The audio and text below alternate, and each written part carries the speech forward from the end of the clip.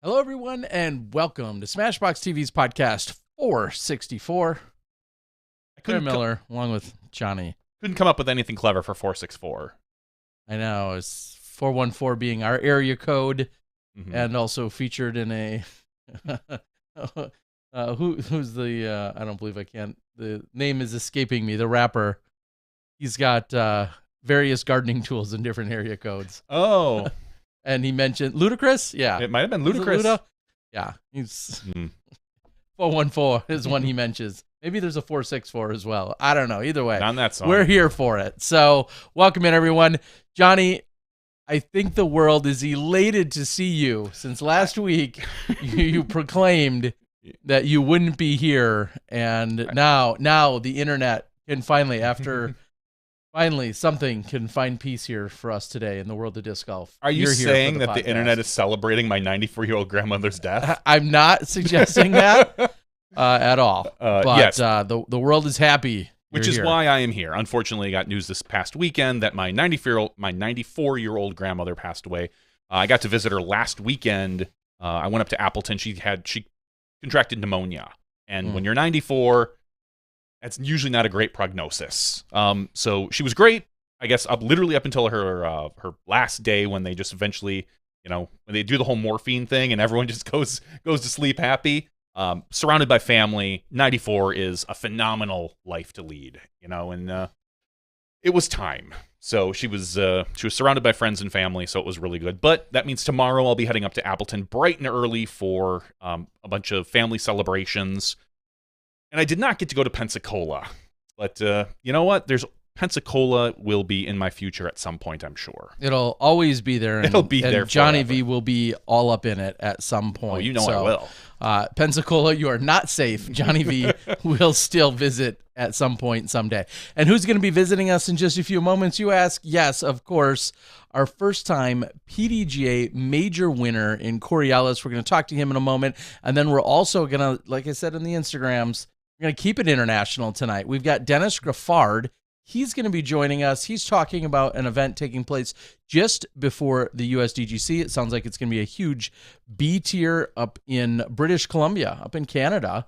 And they've got a ton of money added. So we're going to spread some love around and talk about everything going on, like I said, at an international level. So without further ado, the man of the weekend, none other than our champion, Corey Ellis. Corey, welcome in. How you doing, man?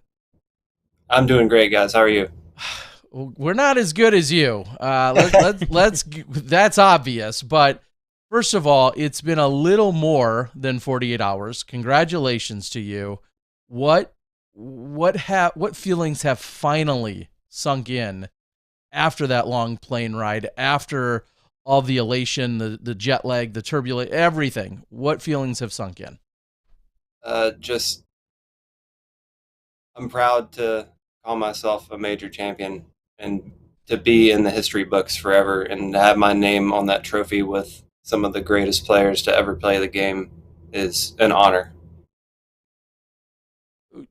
Everyone has said this, and this is not a secret to you or to the rest of the disc golf community, and I think this sentiment is shared with the likes of a Kelvin Heimberg. It wasn't a matter of if you'll get a major, it's really just a matter of when.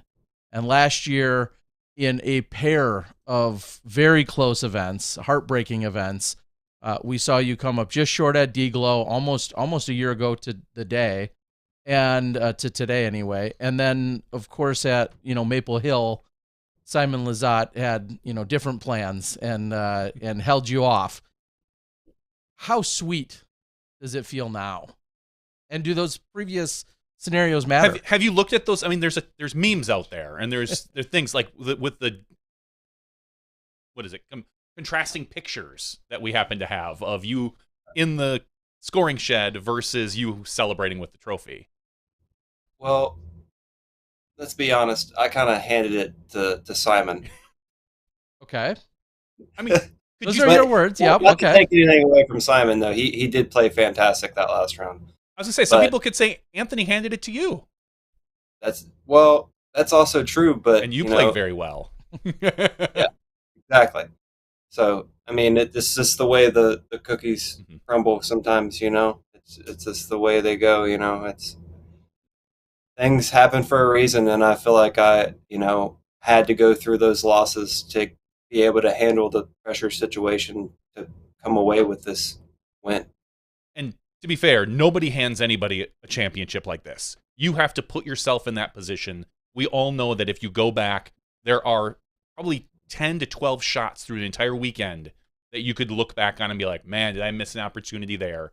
Well, I can think of 3 putts that cost me 4 strokes for sure. Okay. Were they good putts that maybe didn't stick? Yeah, they, off the center pole and straight back out, You have the worst.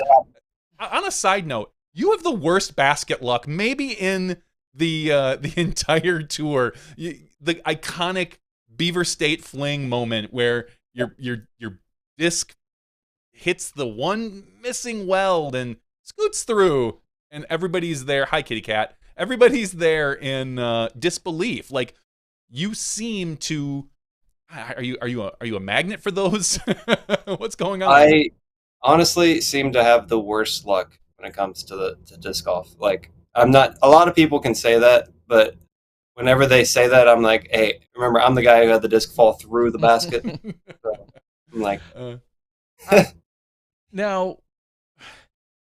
We had Joe Revere just a week ago, so this will already a little tangent here. But we had Joe Revere just a week ago talk about putting and baskets, and this is to, of course, no rip on any given company or basket in any capacity. However, the conversation then led to, well, is it style? Is it speed? Is it the basket itself? Is it the gauge of chain and the coating on the chain? There's a million factors, and then we have a couple hundred different PDGA approved baskets. So when you look back, and whether it's a reflection or even an annoyance that given night on a given night, what are you thinking about when a putt that you feel like maybe is good doesn't stay in? How do you process that?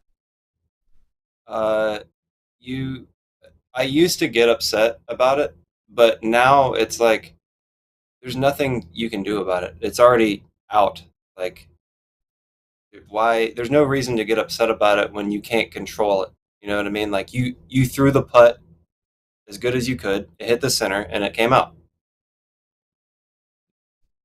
Yeah. Just keep doing that, and they're gonna stay. Yeah. More are gonna stick than not. We all know that. Have you ever second guessed any of your own strategy in terms of the angle, the speed? Do you second guess any of that, or is it just like you said, the mentality of just keep throwing at it? Well, I am one to adjust my speed for the distance of the putt. Like, typically shorter putt, I don't putt quite as hard. But that being said, when it's windy, like it was on hole 2 of the last round, it was a pretty strong headwind. You got to spin them in there. I mean, I hit the center and it didn't go in. It's just it is what it is. But like Rick, sometimes he'll say I'm the softest putter on tour, but everyone knows, him and Gannon probably putt the hardest. So it slams them in the chain. Yeah, that's hard. That's a hard thing to hear coming from Ricky Wysocki. Like, oh, you putt really soft. Like, no, Rick, maybe you just putt really hard. Yeah. So going back on the experience, I guess if we backtrack even more, you show up in Europe and just kind of walk us through some of your emotions about, whether it's representing the U.S., representing you, yourself, your sponsors. Walk us through kind of the arrival to Europe in the first place. Well, let's start before we get to Europe. Mm-hmm. So we show up to New York, and I've never left my car at an airport or parked like long time parking. I didn't expect it to cost as much as it did, and it ended up charging us twice for that, like, because we adjusted our time to go a little bit earlier. So that was like a headache to figure out, and then wait for that money to come back. And Europe's expensive, man.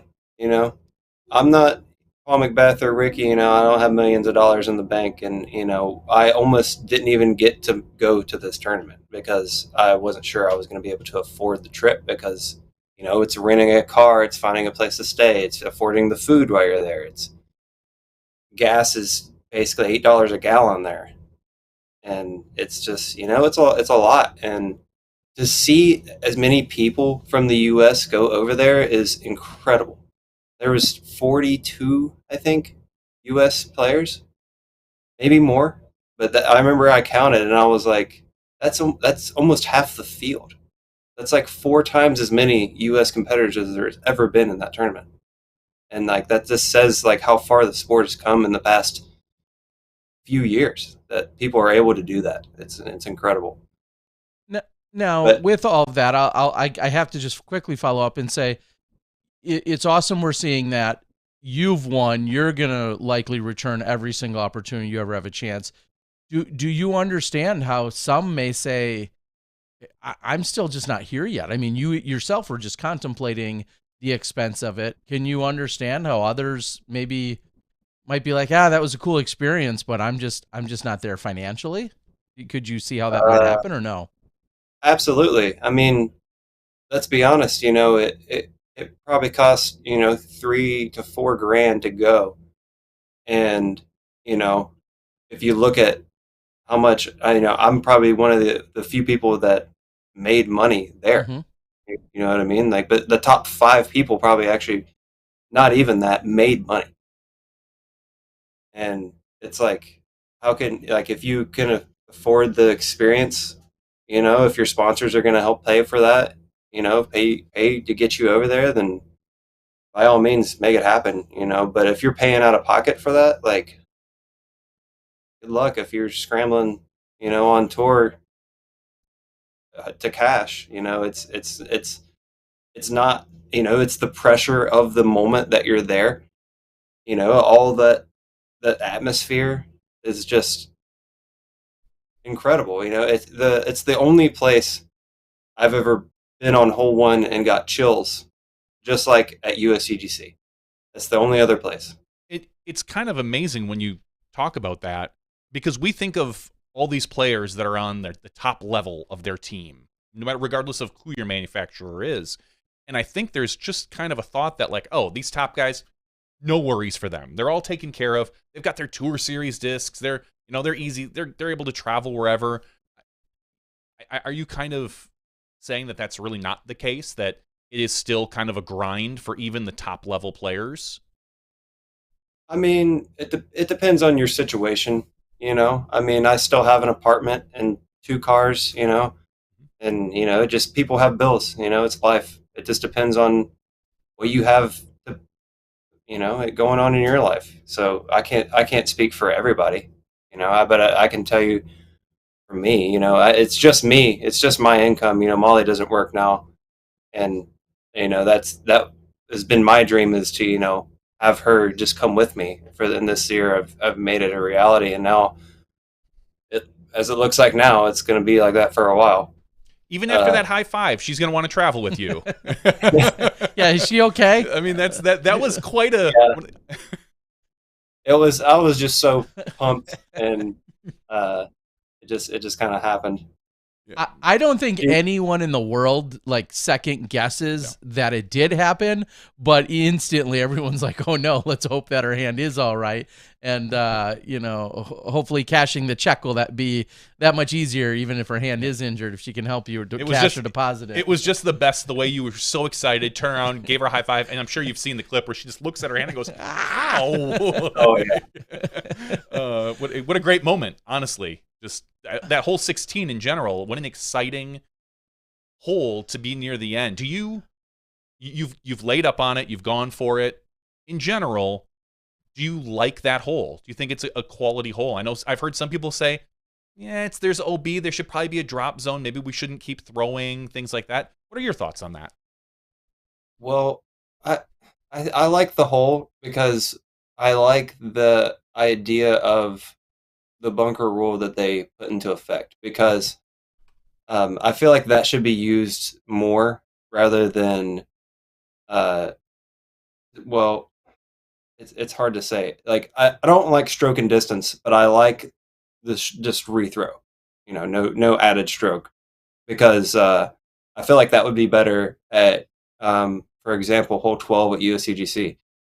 I think that would make that hole better and, not feel so impossible to stick that. You would see people going for that second shot more. And the hole itself is good, though, to answer your question. I think so. I believe Brian asked it in the post-round interview, but even more so now. Again, I know things sink in and you've processed probably some more. You've seen replays, you've heard analysts, you've heard talking heads, whether it's a podcast or just every single person that has, can type on the internet.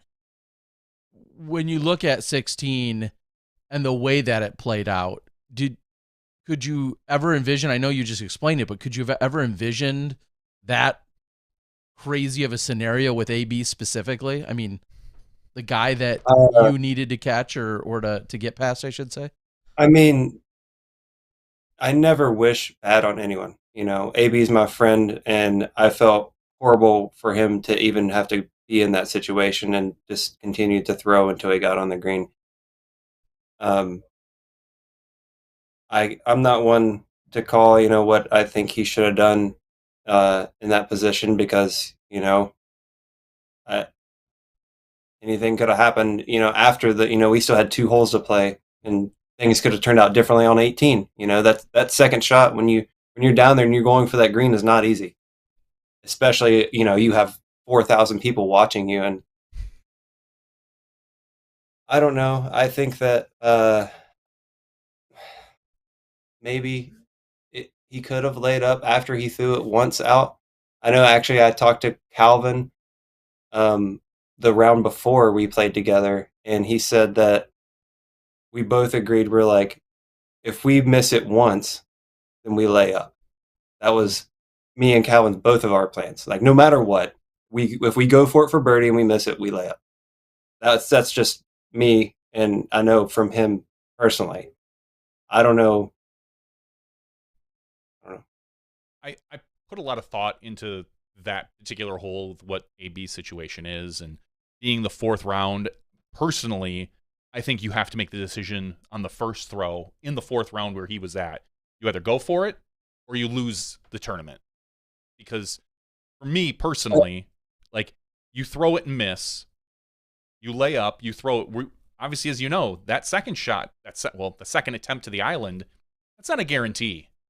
Like, you could miss that. Most of these guys are probably not missing it, but I don't know. I think at that point, he's down a stroke, and you could argue live to fight another day, but I think once you make that determination, for the 4th round only, I'm saying. The other rounds, you and I are laying up, Terry, but in general, that's tough. That's a tough decision. The round 1 I played, my original plan in practice and everything was to go for the green every time and try to get a birdie.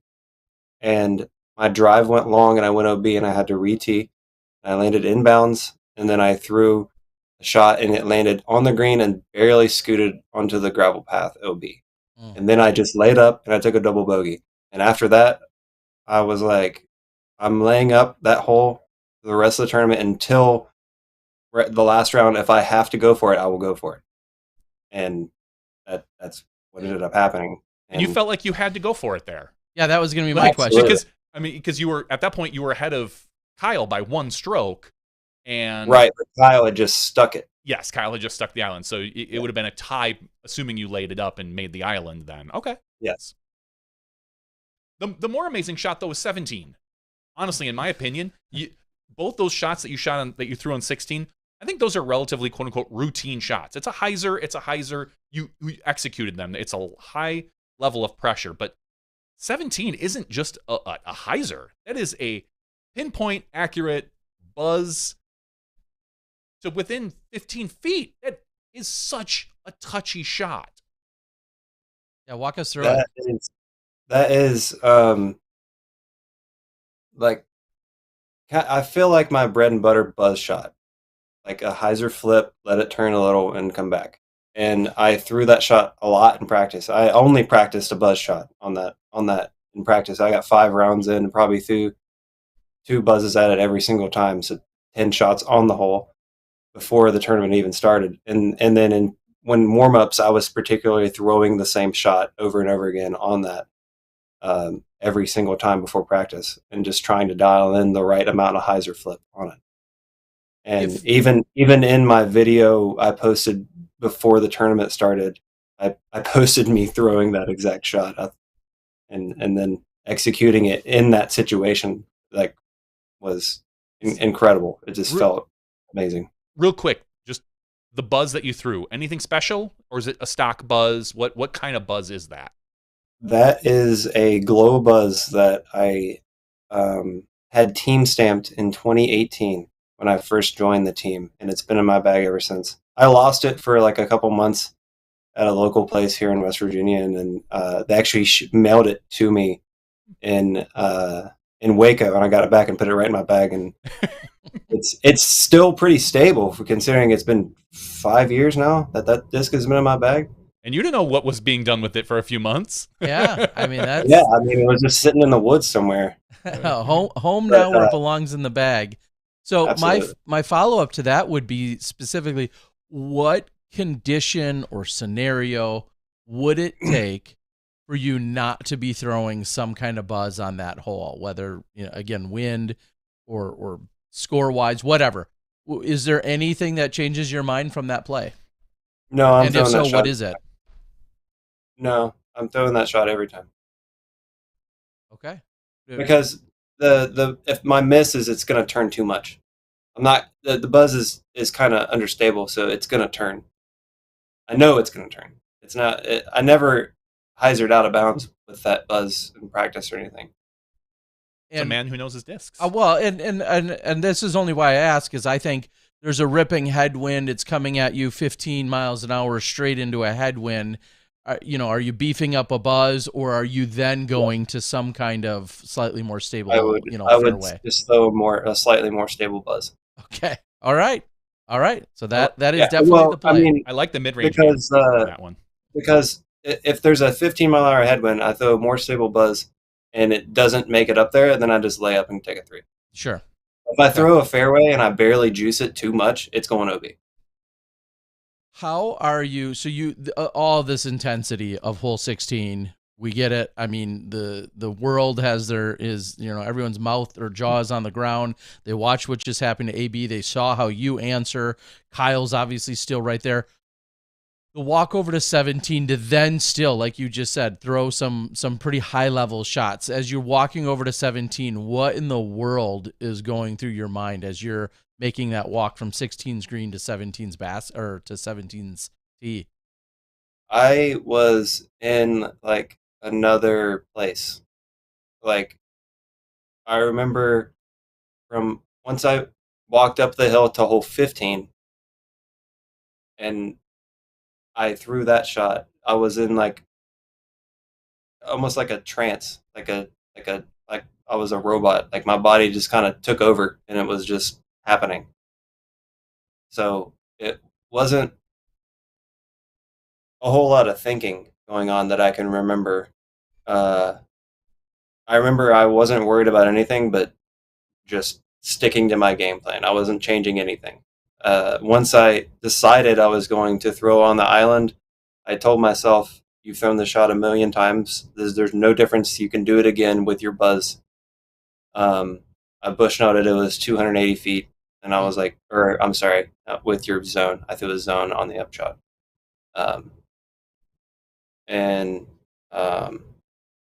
The same thing on 18. My whole plan was to throw a turnover zone and flex it in bounds because it stays in the fairway the whole time. Because a lot of people were throwing like a flat to hyzer shot up the right side, and then I get hyzer back inbounds. And I just really liked throwing something that started inbounds and then would go out of bounds later if it did.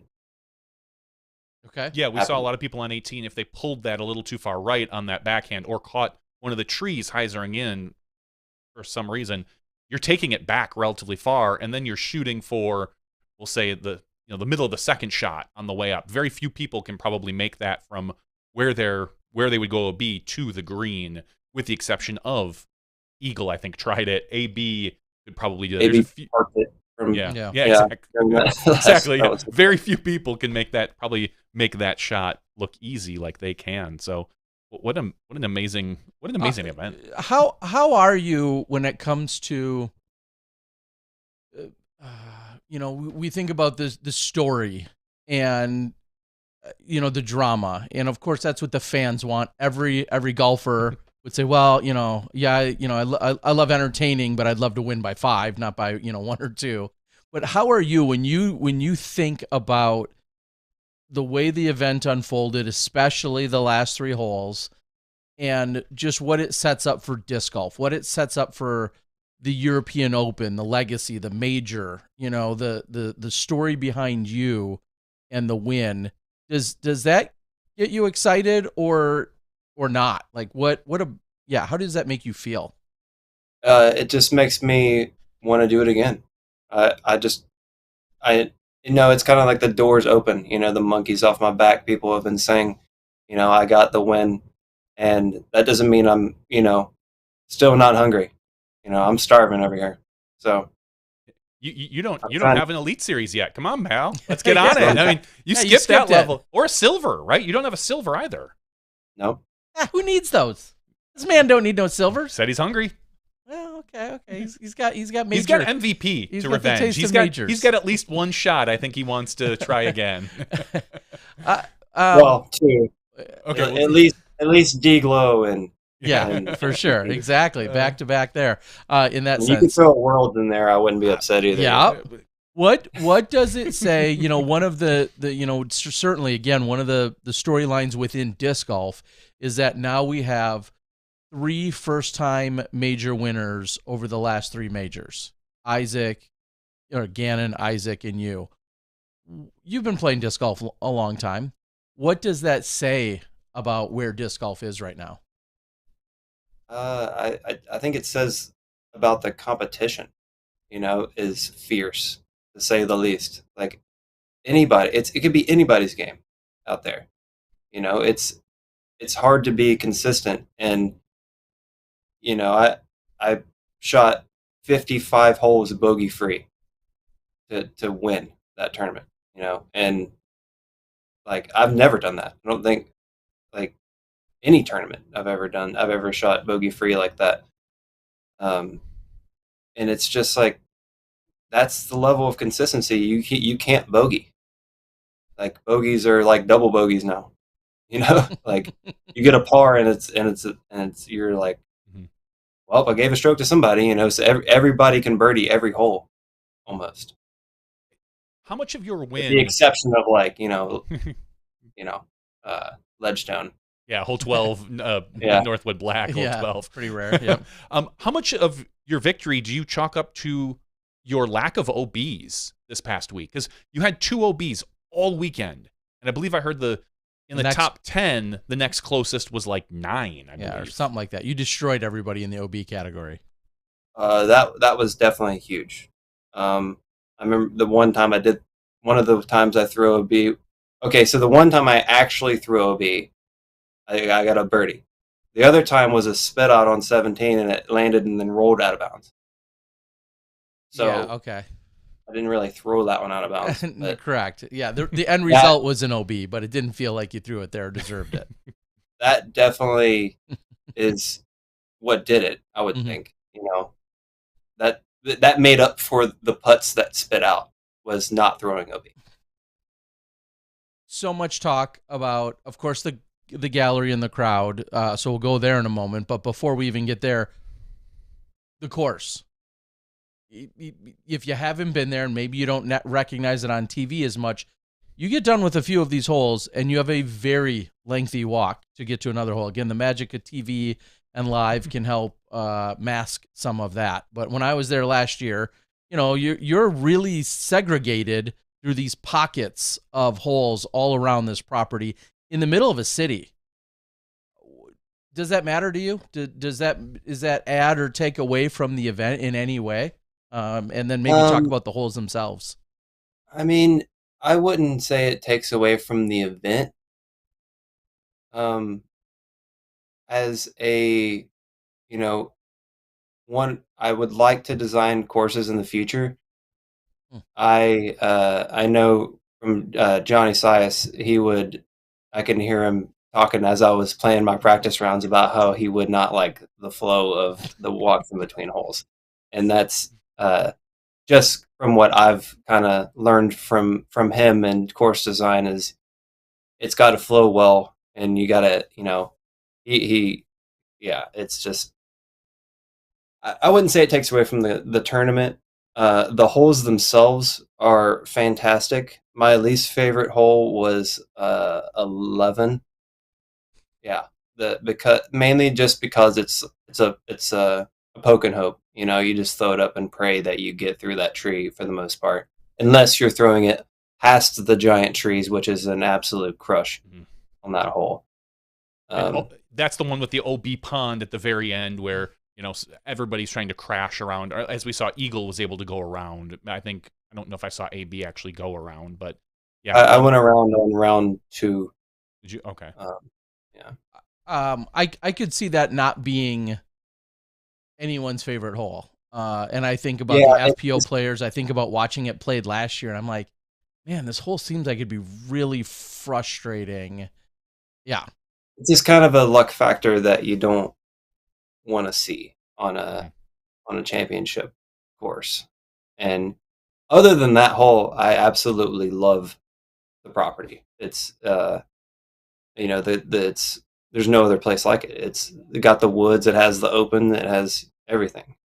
Elevation as well, which is awesome. I mean, I think about one of the criticisms as disc golf continues to evolve. One of the criticisms of, say, a USDGC is that we have the parking lot and we have some of those elements that we see at the Winthrop Arena, the baseball diamond, the parking lot, and things of that nature. And here we have a soccer field that's off to the left of hole 10 and some of those other things.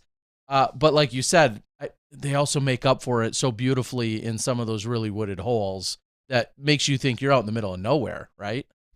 Yeah. Yeah, I think AB even said when we were on hole 6, he was like, man, it just feels like we're out here, playing a casual round with the boys. Because, there was no gallery. There was just a couple people with cameras and us out there playing because, they kind of make the gallery stay up at the top there. And understandably, there's 4,000 people. You don't want them all crammed in the woods when those holes are pretty tight to each other. Yeah, no. That was my follow-up. Now, as I just mentioned, speak to the gallery, the fact that this was the largest crowd you've played in front of, and quite honestly, most of our players. This is the largest live crowd that many of these players have ever played in front of in their career. What is that experience like, and how do they pull it off over there in Finland? I think that from what I gathered, it's a public park, so they can't really stop people from coming in. I think is what I heard. Yep. And they try to sell like VIP passes to get you in to like sign autographs and stuff before people, you don't have to wait in line as much. And yeah, that's the kind of that's what creates the giant galleries there. Is they're not selling that many tickets, but to give the Finnish people credit, they are amazing gallery. Like they are, you could hear a pin drop when we're on the tee pad waiting to throw. It's incredible. Like the people over there are so respectful, and I am grateful to them that they are. They stand still. UC's yelling at people to stop, and the entire crowd just freezes. It's awesome. Yeah. I think it also helps, obviously, as we know, being in the center of that city. Like you don't need to necessarily drive a good distance. You've got a well-populated city that people can just show up. Like it's not like Ledgestone or Deglow where it's a 20 to 30-minute hike from a city, from a real city. I mean, Peoria, give it or take it. If it's a real city or not, I haven't decided. But if we had something like this in the middle of Boston, I think we would probably see something like that. But we've got Maple Hill, which is 45 minutes outside of Boston-ish. Is it more than that? Yeah. I just maybe an hour. Yeah, maybe an hour. I think that some of the discussions I've heard of people saying like, well, that's why we need to make disc golf free to watch. I don't think in the U.S. particularly that would make much of a difference unless we had something like that in a big city. If we had something like we had at San Francisco, that's one where I think it could be back when we had Glen Eagles, Terry? Is that the one? Yeah. I think that could be kind of cool with a free event. That could bring in a lot of people.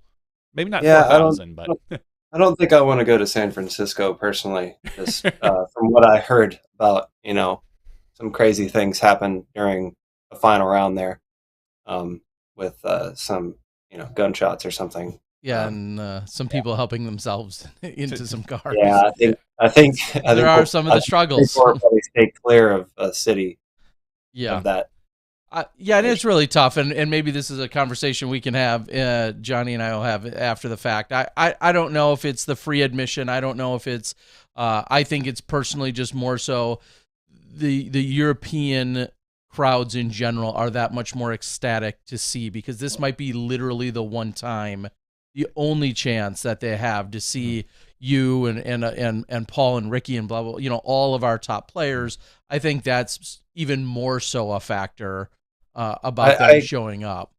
I couldn't help but think about that and see all those little kids that were out there, and they're, with, they're disc begging people, and they see Paul or they see Rick, and they're just screaming for them to get their disc signed. And I'm like, these kids think this might be their last chance they ever see these guys ever. They don't know if they're going to come back.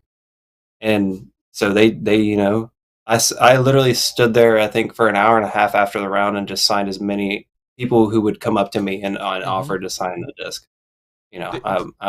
I'm glad to sit there and sign a disc, because like I say that now, and there's going to be thousands of people coming and wanting to sign discs. But you know what? I'll stand there and sign discs for all day. I don't care. There was a stat on the broadcast saying that I think it was 25% of kids 12 and under listed disc golf as their favorite sport in Finland, which it permeates their culture.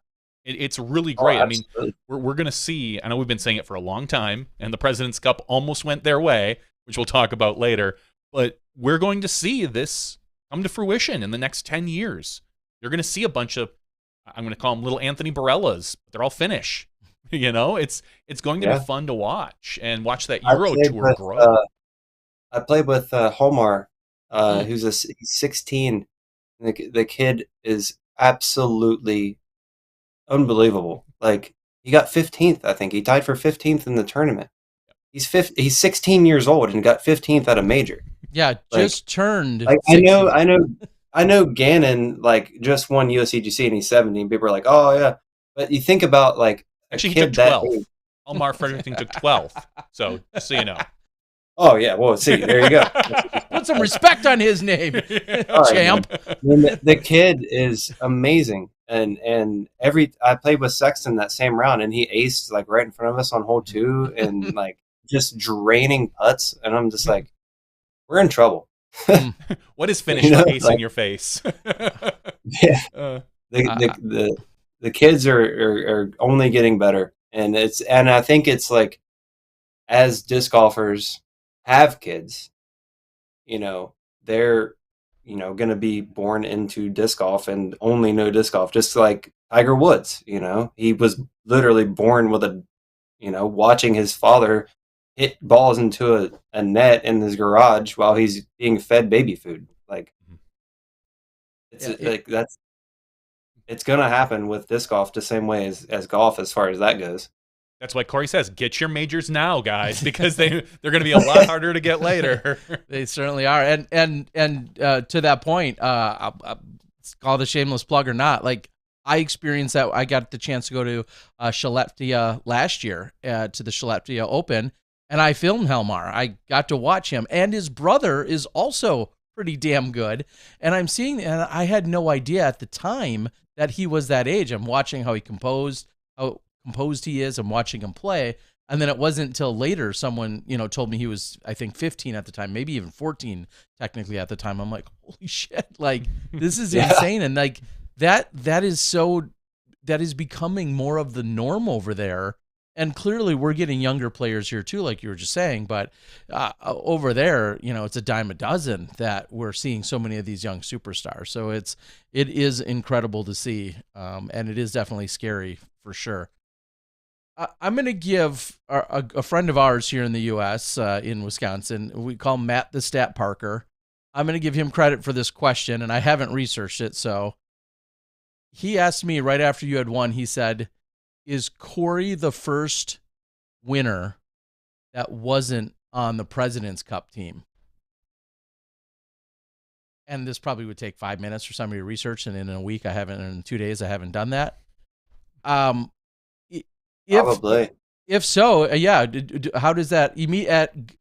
Well, I looked at that trophy, and I looked at those names for a while, and it's Dave Feldberg, Ken Climo, Jesper Lundmark, Dave Feldberg, all 5 times, and then Eagle. And I'm pretty sure every one of those names, with the year that they played, were on the President's Cup. It would make sense. Okay. Those are some of the top names in our sport. All respect to everyone on the President's Cup. They totally deserved to be in that, And Nate, when I played with him a practice round, he told me that, I was in the running to be on the team, and he gave it to Isaac because he felt, he had to respect the fact that he won the major earlier in the year. And I was like, I totally agree. I feel like he earned it over me by far with winning that. That being said, hopefully next year, Robinson. I was going to say, or Macbeth. That's a great finish. That's a great team captain right there, making sure to massage everybody's shoulders, keep everybody happy. Like, no, you'll get your time, brother. Don't worry. But this guy, don't tell him I said it. But yeah, and I don't envy. I've run a team event here in Wisconsin. I don't envy anyone that's put in the position. You're talking about, a handful of our best players on the planet to represent a country, such a prestigious honor. And no one, if you were on the team, no one would be like, what the hell is he doing there? No one would say that either. So yeah, difficult decisions and ways to move forward. But next year, if you're not on the team, I'll show up and protest myself. You should be there for sure. But next year it's here in the U.S. usually, correct? It'll be at. No, I don't think it's been here in a while. Really? It used to rotate back to USDGC, and I don't think we've seen it here now in quite a few years. I just thought maybe it was skipped because of COVID, but no, I don't think maybe so. not then. I don't know. What do we know? Well, we don't. What comes now as a result of this? Besides a big old fat bonus check, hopefully from Discraft, maybe a few other sponsors. But how's the celebration going to come in terms of commemorating and honoring this? Are we gonna Discraft and others got some discs in the works? What's the plan? Because if not, let's put them on blast. Well, there's going to be a commemorative disc. I talked to Bob about it today, and I think it's going to be a zone. Because I feel like that disc helped me seal the deal. That's what I threw on the upshot on 16. That's what I threw off the tee and the second shot on 18. I countless other shots. I threw the zone throughout the tournament, and that's got to be what it's going to be, is a zone. Any special zone? Plastic, glow, Z, jawbreaker? I don't know. Z Metallic. Shout out to. Hold on, let me get the disc. Where's my bag? You have a Z glow metallic buzz, which is great.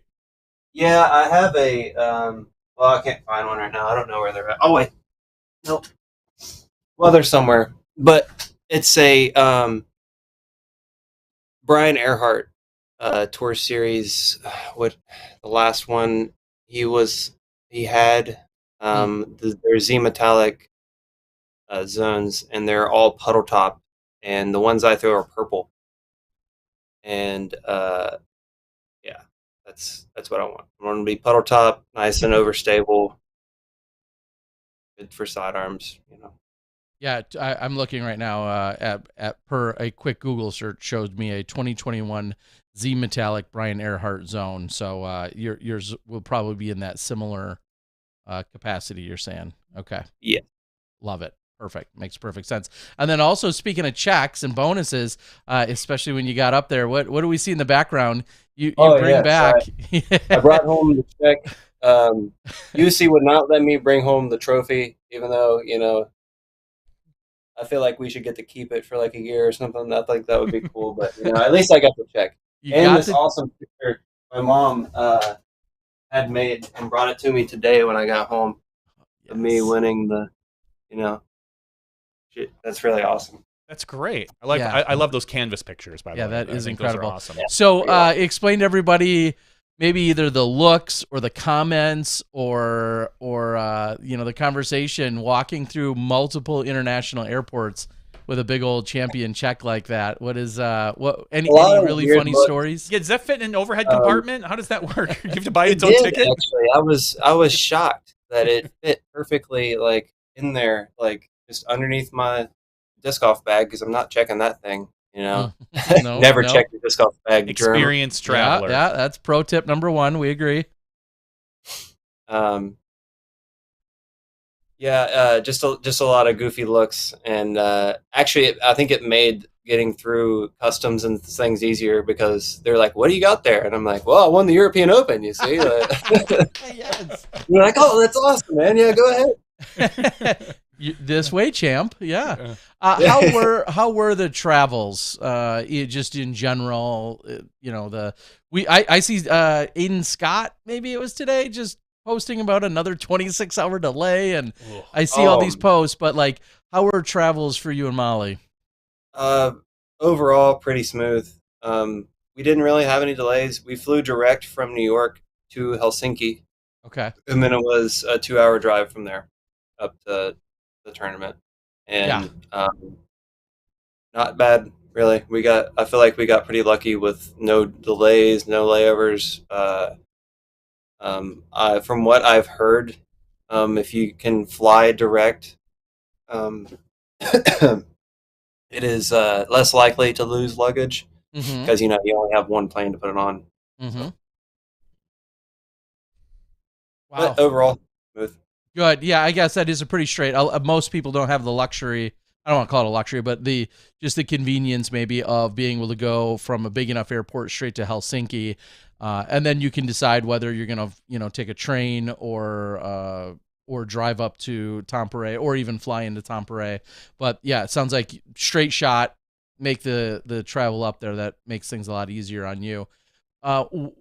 What is, because I enjoy international travel so much, as stressful as it can be, what can you share with the world as like a big takeaway? Like whether it's a pro tip or an absolute do or don't, like what's a big takeaway now that you've had this experience from an international travel perspective, good, bad, or indifferent? Let's see. We bought some plugins. Yep. Some like world, inverters. Like, all the different converters. Yeah, the converters. We also brought our own extension cord from home so that we had more than one plugin once we plugged it in. That was good thinking. That really helped.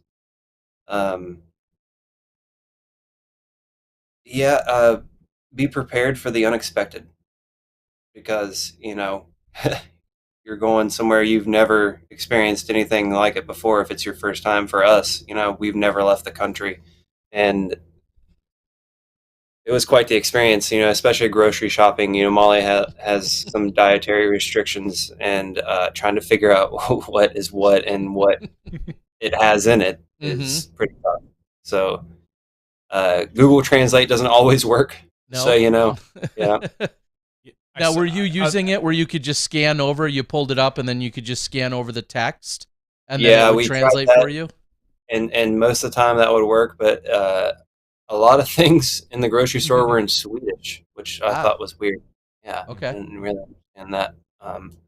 But for the most part, if it didn't work, we'd just type it in, and then it would come up with something. Sure. Yeah, I saw something on Alden Harris's blog about Ezra Robinson, who's allergic to walnuts, and he had the waitress order for them, and they didn't realize it had walnuts on it. and he said his lips swelled up, his chest kind of felt thing, and like he Oh, was man. not. He's like, I had to lay down. It was 3 hours of not so much fun. You know, if you watch the blog, he kind of talks about it real quickly. It sucks. I mean, you don't know. Yeah. So somebody on the board asks, European Open the next time it's offered. I'm not seeing it offered in 2024. They usually bounce every other year, I believe, is what's been off and on in the past. I think we've had 2 years in a row now, but next time it's available, you plan on defending your title? Oh, absolutely. Okay. Yeah. I'm going there as often as they'll have me. All right. That makes perfect sense. Do you have other aspirations now? Now you've had this taste, not only just of the success, of course, but the international travel, the play, the courses, the fans. How much does this, give you an urge to dip your toes into more or dive in headfirst into other European events? And if so, which ones?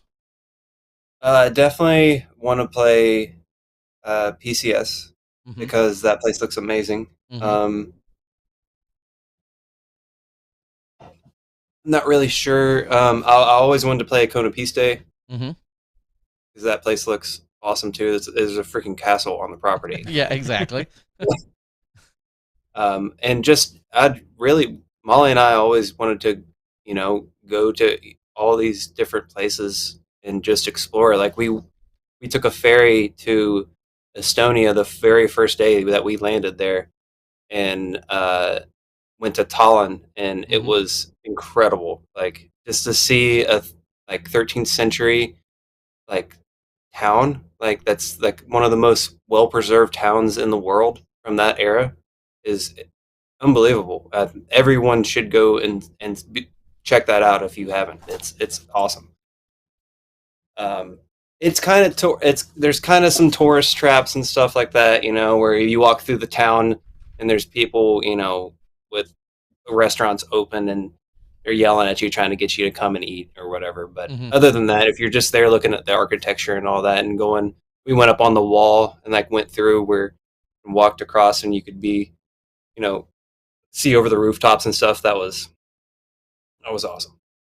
Yeah, Tallinn is on a very short list of new places I still need to get to, for sure.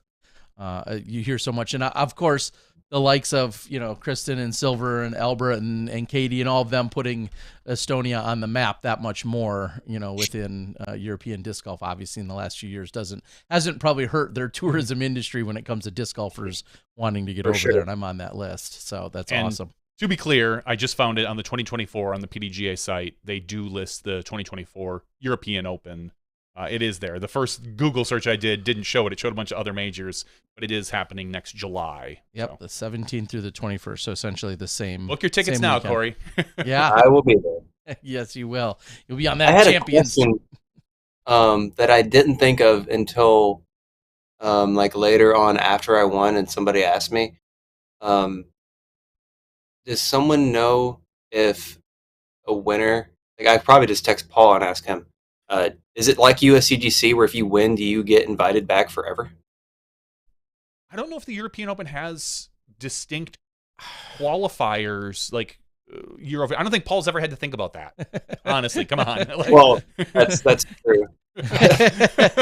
Well, let's do a super quick gurgle search. Wow, Gurgle search. Wow, that's a different search engine. Qualifying, it says after the discussions, they've decided that qualifying will change to ratings based to the qualifying tournament.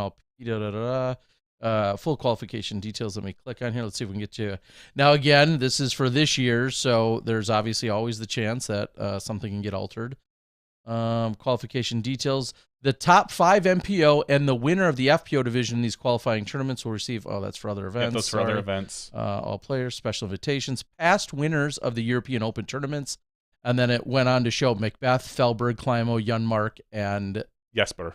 Jesper Lundmark. Sorry, I called him Junmark. I know you and McMahon. So it shows them. So your name's going to be added to that list, hopefully. Yeah, and then it says the top 10 MPO and top FPO of the previous year were also invited. Then it talks about UDisc World Ranking, and then special invites, and then special qualifying events. I think they got you covered. But right now, if they keep with what they have here, you're in a pretty good position. Sweet. So, Go yeah. back every time I can. There you go. That makes perfect sense. All right. Well, we know you've had insane travels and some of the highest of highs, and hopefully not too many lows in the last few days. But now's a good time. If you could shout out any supporters, sponsors, places people can find you, support you, follow your journey, all of those types of things. The stage is yours to give all those plugs. I just want to thank my sponsors for making it even possible and believing in me that I could do this, And there has been many people in my life, especially around here locally, that, growing up trying to become a professional disc golfer, always told me, you need to give up and get a real job. And, there has been many times I had no money, and went and played a tournament just to make some money. And, it's been a long way, and there's still a long way to go, and just thank you to everyone who has supported me through everything and who continue to support me. And thank you guys for having me on here, Whenever you want it. Now that you're a major winner, we give you the secret bat phone. So whenever you want to call in, you just let us know. You're like, I took fourth at this C tier, but I want to talk about something. We'll take you. We'll take you. No. So Facebook, Instagram, Chain Antagonist. Yeah. All right. My well, please. Of course. And teamdiscraft.com if they want to purchase your plastic. Teamdiscraft.com. Yeah, I have links to all my sponsors that, they got the shirt, I got the hats, they're coming. I got awesome buzzes that are, right here. You can go and buy these. They're really good. They fly just exactly like the one I threw on 17. If you want that disc. Zones are coming. There's still putters. There's still horses everywhere. Whale sacks, EDO, squatch bags. Everybody, help me out here. I have a quick question. Maybe you don't know the answer to this because it's relatively soon. Business question, I guess. You see a general level of activity on your page. Do you see that spike this weekend after you won major? Does like someone call you and be like, dude, your stuff is selling now like hotcakes? Or actually, Bob said my stuff on Sunday alone sold really well. Okay, great. Yeah, that's awesome. I'm glad to hear that. That wins like that also do translate into additional sales. That's great to hear. Yeah, I think I went up 2,000 followers on Instagram just on that one day. So it's crazy what it does, man. Hopefully it just keeps happening and keeps going up, and just try to, be myself, and hopefully people like me for that. I don't know. Well, I'll close it out by saying, Corey, of course, right, it's so deserving, everything that has come your way, the journeys, the struggles, the triumphs, the mini triumphs. And I've been there to witness. I was in the booth for Maple Hill. I was standing there. You graciously gave an incredible interview after coming up short to Calvin at D-Glow last year. I've watched you persevere. I've watched, you overcome some personal struggles and challenges, and I just can't say enough how amazing it's been to watch you grow as a person, as a golfer, as a human. I'm so happy for you and Molly, and happy to watch you take this down. And it's just probably a small step in your career. It's a big step, but one of many that I think we're going to continue to see from you. And I think the world of you and everything that you've done. And we wish nothing but the best for you, man. It's been incredible. I don't know if I need to apologize or not that I was partially responsible for the Maple Hill shot of you in the cabin. If you listen to the footage, you can literally hear me talking to the cameraman saying, you either need to get in there closer or back away. And it's... I was like, when I looked up actually and saw the camera, I was like, of course they're looking at me. Yeah. It was for the record, I was not crying. I did cry after D-Glow, though. I was pretty upset after D-Glow. Well, because that was the first time I'd tasted it, I was right there. But Maple Hill, I was like, you got to be kidding me. It's literally in the palm of your hand and you throw it on the green and you win. That's it. You have one shot. Throw it on there. And I not to pat media on the back too much because I think we get enough of that, but I truly think that it's shots like that, which some people thought was a little intrusive, that make the shots of you winning afterwards that much more relatable, that much more likable, and things like that. Being able to see your suffering makes it that much better. I want to make a specific shout out. Let me find it real quick. It was the MDG Media on Instagram.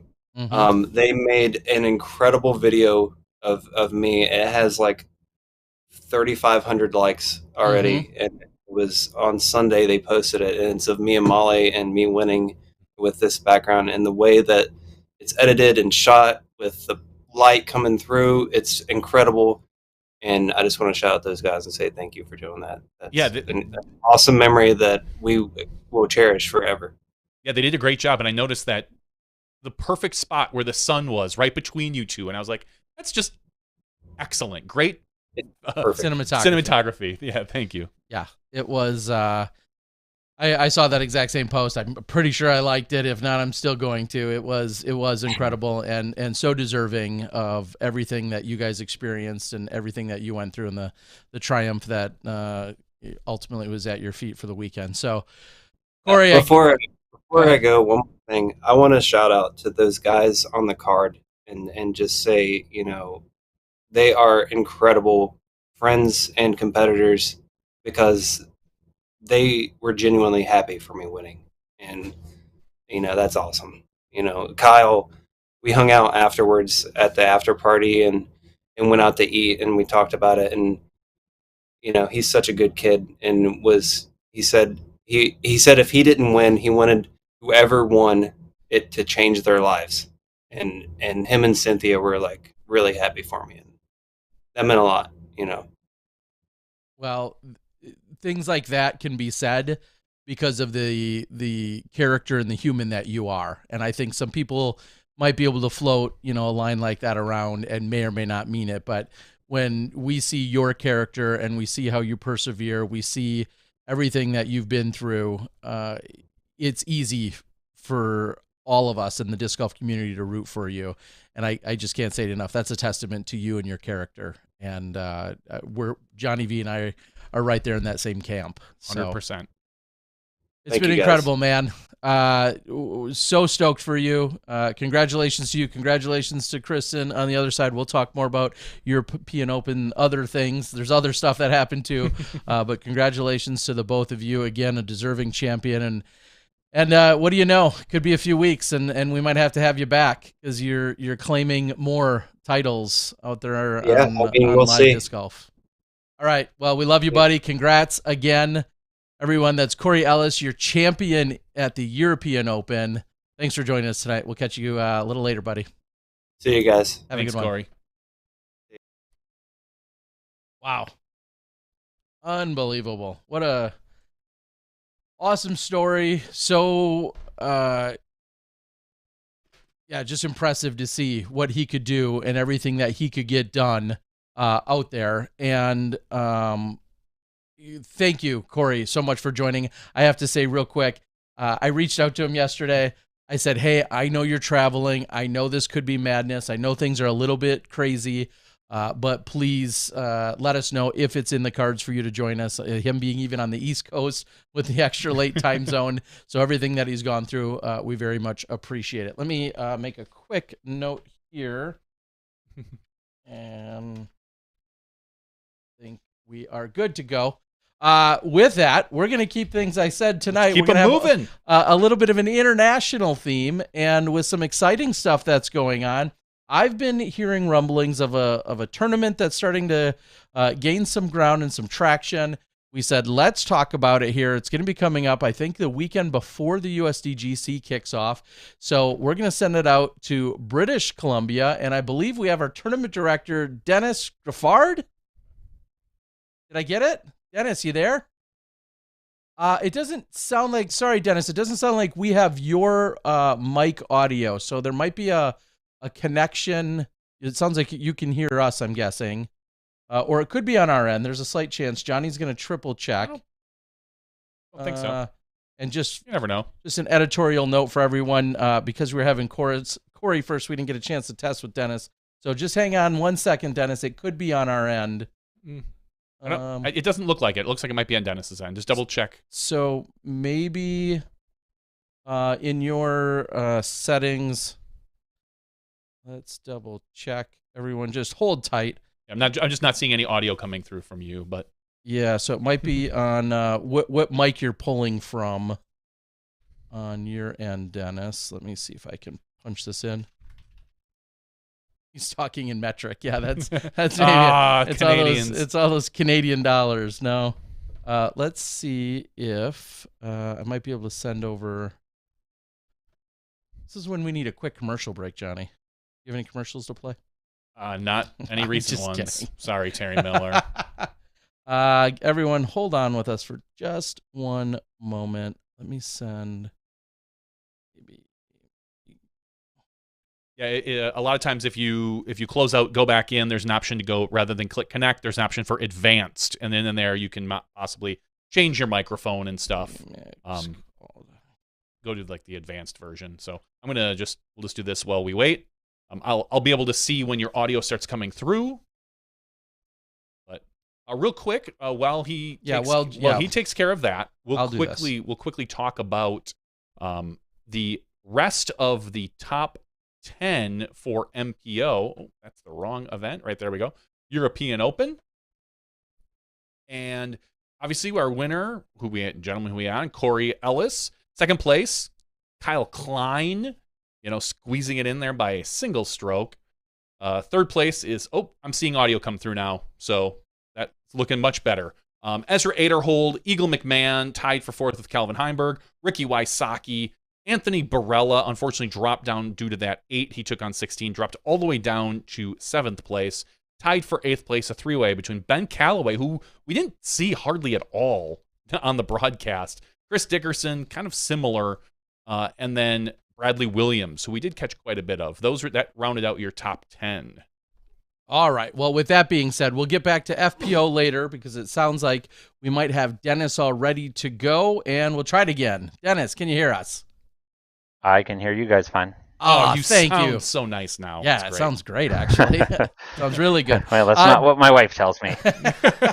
Well, we all have our duct tape. All right, so, yeah. Well, first of all, welcome to the show. We just got done talking to Corey Ellis, who had this insane international adventure, of course, taking down the major. A good mutual friend of ours had let me know that you guys have something cooking up there in the BC. So let's start with the event. What's the name of the event, and when is it taking place? So the event is called the Harvest Huck, and it is September 29th through October 1st. Doing 3 days, 1 round a day with, it's a little bit lower light, so we're keeping it to 1 round a day. Traditionally up here, we've done a lot of 2 round a day stuff, with the exception of our A tiers. This being a B tier, we're trying to run it basically as best we can, so like an A tier, and, hopefully higher caliber than that even. So 3 days in late September, filtering into the early part of October. 2 courses? Is that what I'm seeing? 2 courses, yes. So what's the decision for that? Just mostly a highlight of the 2 courses. In the past, we've done some single course tournaments up here in the past, a couple of years, and they've been well received.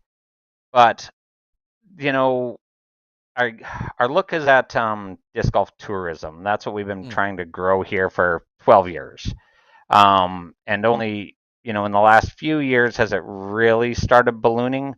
I finally talked the owners of one of our local golf courses into letting us design a permanent course on their property. So, one of the deals with that was I was going to organize a tournament for their property. So that's what we did for a few years. We ran a C tier there.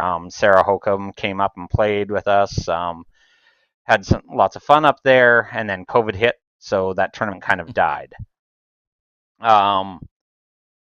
and then life's been a little bit busy, and then so with this tournament, there's been a lot of work going on at our local course. It's kind of 5 minutes from my house. GMAC from Castaplast, Team Castaplast there, and Nicoletta have been just, I can't even describe the volume of work they've been putting in there. It's been just awesome. It's been my wife and I, maintaining the course for the last 10 years, and for them to come in now and help, it's just, it's been brilliant, and we need to showcase it. So, with AMs and pros, I think the two courses definitely lend well to each other. Everybody will play both courses. Our ski hill course is a little bit shorter. It's only running at like 6,200 feet, but it's technical. It's not an easy course. Not for any of our standards anyway. Whereas the Wells Gray Golf Resort, it's a little bit longer. It's running closer to 7,000 feet on our open layout. What we lack in elevation, we gain back in natural hazards. Okay. It's a very wet course. So it plays well. In marshes or cattails, or as in you've got water everywhere? What in lakes and ponds, or when you say a very wet water course? And ponds. Okay, so OB, water and ponds. Plenty of OBs. Oh, a lot. I've been working for the last 5 years trying to disperse the water by throwing all my plastic in it, and it's not working. So I think they're pretty deep. All right. So when you, well, I guess maybe to extrapolate or to follow up on those, what courses would the rest of the world maybe be able to compare them to? I know you said they're a little on the shorter side, but if you said, course A, it kind of reminds you of blank, what might be a comparison that maybe the disc golf community might be somewhat familiar with? Man, you're putting me on the spot here just because I can't, I watch a lot, I consume a lot of disc golf, but I can't really name a lot of, a few of our holes, the ski hill's an interesting course because while, we are on a ski hill, so there's some elevation drops, but we do some elevation gains, but we kind of crisscross the hill. Okay. We only have 3 or 4 holes that are actually in the wide open. The rest is actually all treed. Treed with elevation, so it's a lot of fun. I honestly can't really put a course to it. Nicoletta's probably yelling at me across the yard because she would be able to put a name to it immediately. But yeah, just a lot shorter, technical, tight fairways, lots of woods. 2 of our holes on the ski hill, nice big drops, 100, 150 foot elevation drop, down into an island green, that sort of stuff. It won't be hole 16. Just by the little you've described, and I have not looked at anything, I immediately, and maybe because I think of the property and an association with it, I immediately start thinking of Brewster Ridge out at in Vermont. And maybe I'm dead wrong. I have no idea. I haven't seen your property, but when you talk about some subtle elevations, but yet technical, of course that's adjacent right to a couple of the ski hills at Brewster Ridge or at the rest of Smugs. Is there anywhere near maybe some of those vibes? Yeah, I would say something along those lines. Okay. I mean, anybody that is interested can pop onto UDisc. We've been updating our photos there virtually daily as new tee pads are being built. There's a lot of landscaping and infrastructure going on there right now. So what are some of the biggest, well, let me back up. The original flyer says $10,000 added cash. Then I saw a new post and a new flyer that says, well, it looks like it's going to be at least 15,000. Where does the excitement come from to raise a bunch of money to have these people to then come play? Is that just your tourism people saying, hey, you need to get people here to experience this? It actually, it all stems back from, let's see, I guess that was LVC 2 years ago. Gannon and Drew battling off. A buddy of mine who'd never watched disc golf in his life, we were watching it together, and fell in love with it just watching it even. Wow. So when we were hosting, we run an unsanctioned series here locally in the province, like in the interior of the province, and so we were doing an event for that, and he decided, hey, let's do something silly and let's throw $3,000 cash added at this unsanctioned tournament. So it was like, oh, okay, so now I've got to go actually clean up the course. Always something. Yeah. So, yeah, it went over really well. I mean, it added a bunch of players to us, and it brought, a few more people to town because we are, we're 5 hours from Vancouver. Okay. Hour and a half from Kamloops, which people might be familiar with. So we're not central by any means.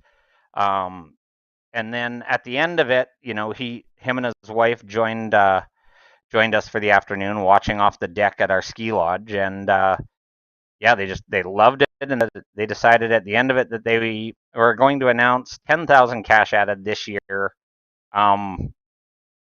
Without telling me.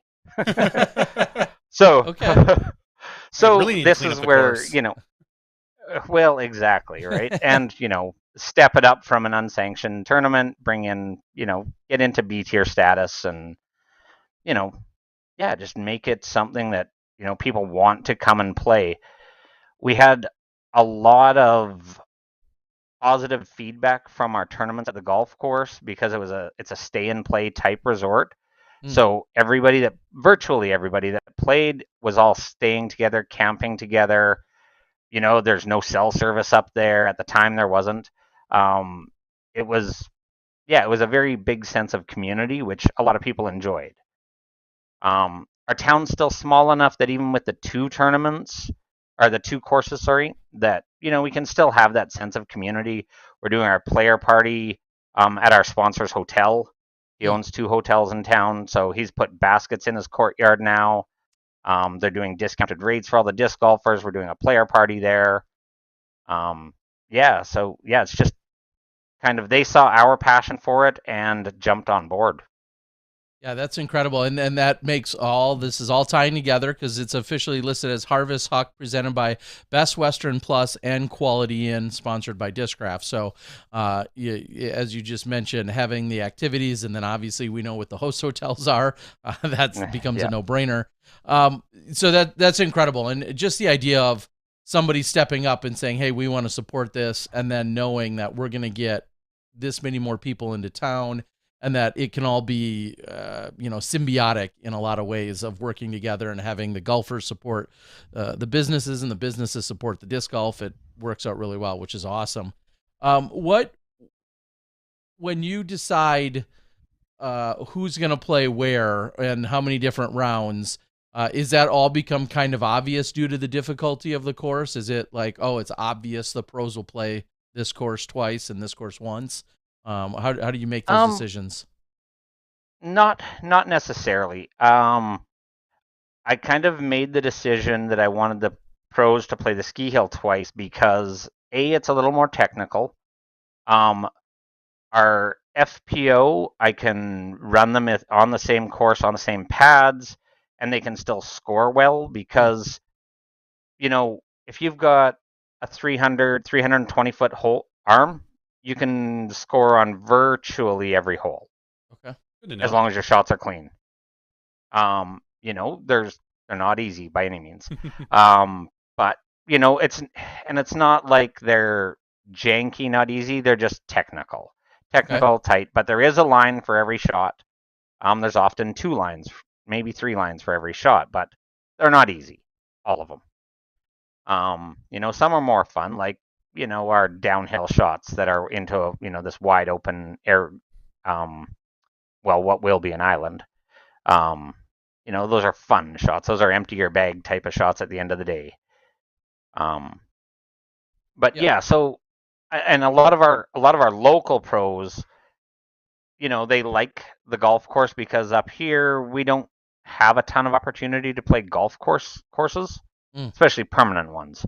I think Wellsgrey might have been the first permanent ball golf course, well, disc golf course on a ball golf course in Western Canada. They've been there about 5 years now. After the first tournament, they absolutely loved disc golfers. It was they were just so happy with it, and it was just a great experience for them too. So it's carried on up there. We do have new owners at the Wellsgrey Golf Resort, but they in turn have just jumped right on board and are doing everything that I basically ask for changes. We needed some new bridges built. We needed some brush clearing. They're just jumping on board and doing it. Now, which is great to hear, first of all, and especially even after a change of ownership, because that's always a flip of a coin, right? Sometimes a new owner will come in and say, prepared to... Yeah, to pack it up. Well, yeah, I was prepared to buy the baskets from them. Yeah, exactly. It's just, sometimes they come in and are excited about it and want to continue to improve and host stuff, and others are like, yeah, whatever these things are, get them out of our way. We need more campsites or whatever the case is. So that's really good to hear. Now, with $10,000 or $15,000 added, at least B tier payout are you a B tier because you were working your way up through the ranks and couldn't get awarded that A tier status? Because it sounds like you're gonna hit the mark in terms of payouts for an A tier. Oh yeah, we've far exceeded A tier payouts. I mean, I expect if we fail, which I think we will, we're only about 90 or so short right now. I think we're going to be in that 35 to 40,000 Canadian. So I don't know, what's that? $250 US or something? Yeah, I lost track of the conversion. I think it runs at around 26,000 US. Okay. So yeah, we're far exceeding that, and I did actually ask for A tier status, but I missed the cutoff for applying for it because we didn't know we were going to have all this money. B, I've only actually run a few C tiers, and mostly, we've run lots of unsanctioned events, 20 or 30 of those, but I guess we got to pay our dues.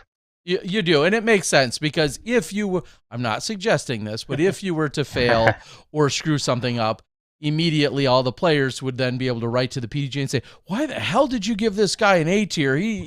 So it makes sense absolutely. to have those steps in place. Talk about your. I was gonna say, everybody loves the secret B tier with $26,000 added cash. And under promise, over deliver. It's that first B tier, and then next year when it's an A tier, everyone's like, "Well, I was here last year." Yeah, exactly. What about your crew? How much help are you going to need? Where are you getting it from? Because it sounds like everybody would want to come play. Is there people that actually are like, "Hey, I'll just hang out and volunteer and work"? Well, I'm still rounding a few of those up. Okay. Myself and my wife will run one side. I've got outstanding tournament director, John Goldthorpe, if anybody's familiar with Western Canadian Disc Golf and Ace Runners. He's my other TD for the Wellsgrey Golf Resort side, so I don't have any fear up there.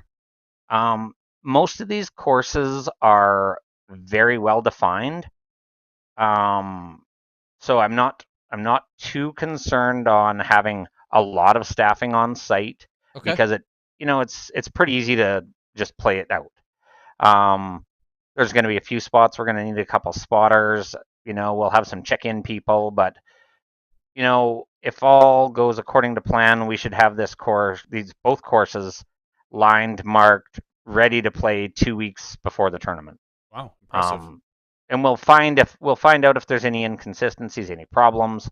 Are there any questions, which will all be addressed in player handbooks. And I mean, that's the way we've ran our C tiers in the past. With full-on player handbooks, everything marked, everything circles drawn, or ropes on the baskets. Just trying to alleviate any questions before they happen. Now, I'm on and I'm going to put it right in the chat as we speak. So let me do that before I forget. So I'm linking to your event right there in the chat, at least on the PDGA Appreciate site. So I'm looking at it, like you just said, you're 80 or 90 short. You've got 197 people already registered, which I think says a lot, because this event is just a little over 2 months away. and you already have 200 people signed up. I see Nicholas Culver, who's based out of Iowa, and he's one of the few, at least in the open division, that is coming from outside of Canada. And I see most of your FPOs are from inside Canada. In fact, all of them. So obviously, I'm not shocked by any of this. We're seeing a lot of Canadian representation.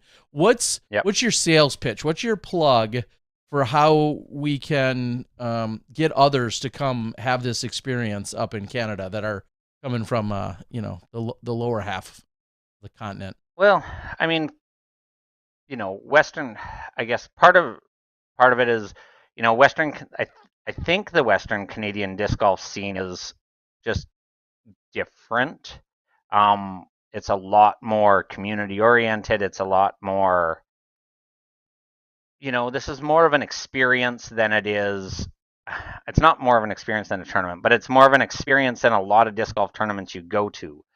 Going down to the, and I shouldn't be comparing it to the LVC, but that's the only major I've been to. So, Okay. and that was a few years ago. So it was still fairly tight, but it was still a tournament, and people came, they played, they left. Whereas, here we really focus on the experience. So there's that part of it. I mean, the money never hurts. No. That's going to be the draw. Let's, no two ways about it. Ideally, I would love to have, one of the pros come in and do a clinic possibly. Okay. I've spoken to a few. We're getting some feedback. We're kind of waiting. I think I've talked to a few of the FPOs, Ellen Widboom, who, we spent some time with in Vegas. Mm-hmm. I've been speaking a little bit to Jennifer Allen. I won't put her on the spot and make her decide today. I know she was, obviously a bunch of them are waiting for some scheduling stuff that's just been announced. So, but yeah, I mean, I think it would be a good experience. I know the timing isn't great for a lot of them going to USDGC, but there's also a lot that aren't going to USDGC. Western Canada is absolutely beautiful this time of year. Our Septembers and Octobers they've been getting oddly progressively warmer. So yeah, we've been getting great weather bouts. We've been, there's no bugs. It's an experience. No, it sounds like it. I see Carrie. Carrie, thank you for the super chat, who had jumped on there earlier, also saying Wells Gray Park is a world tourist destination. Make a holiday of it. Experience disc golf and so much more. Waterfalls and hiking are world class. So a couple more great 100%. Selling points. Yeah, I would say, I'm sold, with the one challenge or exception is the fact that it's just your timing, from, like you said, the players that are likely traveling down east to the USDGC or to throw pink. Again, just to put it out there, everyone, we're talking about Friday, September 29th, Saturday the 30th, and then Sunday, October 1st. And then when you look ahead, if you just are looking at a calendar, it would be 3 or 4 days later that we'll see the throw pink and the USDGC start on the 5th. So this would end on Sunday the 1st, and then usually we have a Monday qualifying at USDGC. Tuesday is kind of the day off, and then Wednesday, Thursday is when competition starts getting going. So that clearly is your only challenge, and that's of every event that is on this given weekend, right? Like, the it whole makes end sense. Of the season is tight. But that's your big challenge. We knew it going in. We had a bit of a scheduling conflict. I was actually trying to get it a week earlier than that. Okay. And then somebody decided that they wanted to get married that weekend, so threw a wrench into it because they rented our lodge. Okay. Part of the ski hill disc golf course is a beautiful wood, log structure lodge. So they have the course and the whole place rented out for the weekend, and I didn't figure they'd want 350, 400 people traipsing around in their wedding. No, probably not. Not if they're not disc golfers. I say I had my reception in like a lodge area. I wouldn't have minded that. You know, Yeah, and I think. Go ahead. Sorry, I think that whole experience thing, it lends a lot to the whole like Western Canadian disc golf is, while it's not talked about a lot, it's blowing up pretty good. Okay. I know we just had the BC Open last weekend, USDGC qualifier also. Mm-hmm. And they had like 580 players. Wow. So the tournaments are getting big. Kamloops does a fantastic job of their Tournament Capital Open. They ran 375 people or so through just a couple of months ago. Right before our tournament, Alberta's doing a big one over at Aspen Meadows, Falcons Flight. There's a lot of big tournaments in Western Canada that I don't know if they're being over because, they are just that. They're great. But they're definitely experiences people should have.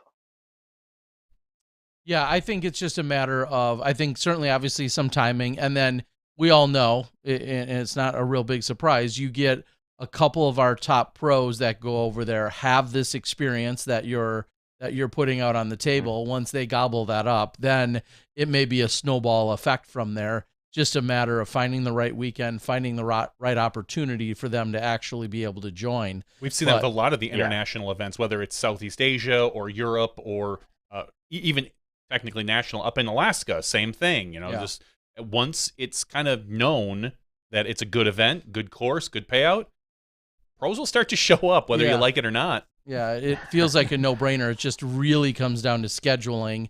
And now there's so many events like yourself that are going the extra mile or the extra 5 kilometers or whatever you guys do, probably doing all of that extra stuff to make it special. And now it's even more competitive. It used to be just a bunch of money. We'd get golfers somewhere and then be like, well, we need money and a good course. Well, okay, we got those on the list. Now money, a good course, an opportunity to do clinics or vending, that gets added to the list. And then after all of that, it still has to fit logically onto a schedule, within a geographic time and place as well. It's a lot of boxes to check, but most people will find a way if they're trying. And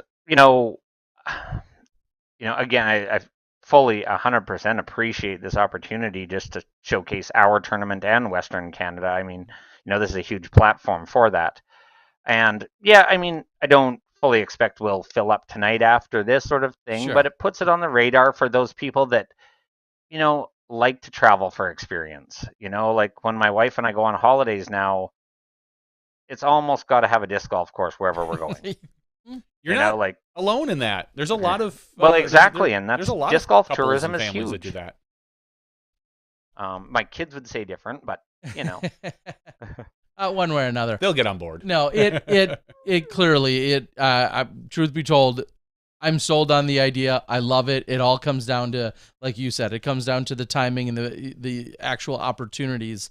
And it seems like a no-brainer, especially as you just mentioned, with the courses that are in the area, the excitement, the growth, the participation by so many, it feels like somebody should be just taking, these little pockets, these little tours and trips and make this a destination. Uh-huh. And even if you can't do it on this weekend of the event, it sounds like it should be done. And I'm right there on the top of that embarrassed list that I haven't been able to pull it off yet. But it certainly is going to be on my radar. It's a long way. Yeah, it is, but you got to get there. Mm-hmm. Yeah, and part of the other bonus for this tournament this year is we're approached to, in conjunction with our tournament, run it as the BC Provincial Disc Golf Championships. So a lot like state championships, we're provincial championships. So that lends some more air to it, and makes us want to step up our game a bit more. Yeah, that probably feels. Is that almost like a bidding process or like a competitive sense to be awarded that, or? It has been a bidding process in the past, and then COVID hit, and then it's kind of been taken on by groups that want to do it. Currently, it's going back to the bidding process, from my understanding. I haven't followed that side of it too much, but I knew they didn't have anybody this year and they were kind of putting the bug in my ear that this might be the right time because it is the end of the season. It's good for our provincial championships. We usually run it in September, and I think we're the only bigger tournament at the end of September this year, so it fit. Well, it sounds like a massive undertaking. Obviously, you have the hotels as your title sponsors. You have Discraft on board. Is there, if people did want to support this or also somehow get involved, is there opportunities still in terms of some kind of sponsorship? And if so, what are you looking for besides cash? I mean, even oh well, there. Or in addition to cash, maybe let's say that. Yeah, I mean, we on our harvesthuck.ca website there are some actual fundraiser discs for sale. Okay, nice. I'll try and Where's figure that that art out. where did that art come from? Who's in charge of that? Came art? from our one and only Michael Bernard. Michael, good stuff. Yes, yeah, he's been doing a bunch of stuff for us for our non-sanctioned series. Okay. He's been doing a bunch of our artwork, and yeah, when we came up with the plan for this one, I just knew he was the guy, and the super colors turn out so amazing. They do. Yeah. So yeah, we did a series of 4. We did some for our Doomsday series as well as the Harvest Huck series. So there's that, but yeah, we do have a bunch of other, like our local governments have stepped up. Our regional district TNRD, they threw in $1,000. We had, our other hotel, a third hotel in town, they just threw in $2,000 to help out with things. We've got water sponsors, we've got beverage sponsors. Brave Brewing just jumped on. Provincial championships, of course, PDGA steps in and gives us a few dollars, as well as our BC Disc Golf Association also throws in a few dollars for that. So yeah, it helps balance it all out and get all the extras taken care of, and helps us make that experience. But wow, having those major sponsors step up to the plate with the $10,000 right off the top, it makes it a lot easier to do these things. I don't have to spend half my days out fundraising. I can spend them on the course or paperwork or all the other things that we do. One of my final questions for you, because of course I wish you the best of luck, and I'm super excited, and what a great I'll pick you up from the airport. Sales pitch. Wow, is. nice. That's half his problem, honestly. Yeah. I got a lot of luggage. I got a lot of baggage, if you know what I mean. So one of my final questions though is, what are you doing? And this is almost a tad personal, but what are you doing to help your longevity as a TD? As just someone wanting to keep their sanity? I mean, you're putting so much on your plate, and this is a massive undertaking. What are some of the steps you're either writing down or learning or processing or noting or putting in that diary or log? What are some of the things that's going to help you keep this fire going for hopefully years to come? Well, I think the next couple years will be pretty easy. I think we've got, again, with people moving into town, GMAC and Nicoletta being here, they have a fire that's unmatched. So that's kind of renewed our look on it as well. We neglected the courses for a little while, for sure, a few years, just because we're busy. And there was nobody else playing, and it was just for us. So with them here, we've had other disc golfers move into town. We're getting 6 to 8 people at our little club nights now, and so there's that. And we're developing the Clearwater Disc Golf Club. Finally, we have enough people to actually run a society. So we'll move the tournament over into the club's hands, and I think as long as our sponsor's happy, we'll be bigger and better next year. Awesome. Like I said, it's very exciting. I wish the timing. I think about USDGC specifically because PEI has at one point, I think, was the weekend before USDGC, obviously over on the eastern side of the country, and then people just having to go south to get down to. And now I think about you being on literally the opposite. If my math is or my geography is right, and math, you're literally on the opposite side. But if anyone has the opportunity to be here, it seems like a no-brainer to be part of it. Any final thoughts, plugs, information? I've put out a few of the links. Anything else you want to share with the people before we let you go? I'm just kind of looking over my notes. I'm probably missing a whole bunch of things, and like I say, the neighbors are probably yelling at me over across the yard, and you forgot this, but No, I think that's I've it. been in Again, touch with Nicoletta. She seems to she seems like you're on the right track. she's not here. texting you. Yeah, we I think we've covered. Well, I mean, this is definitely the good groundwork. If they need more than this, then they're just being lazy or nosy. No.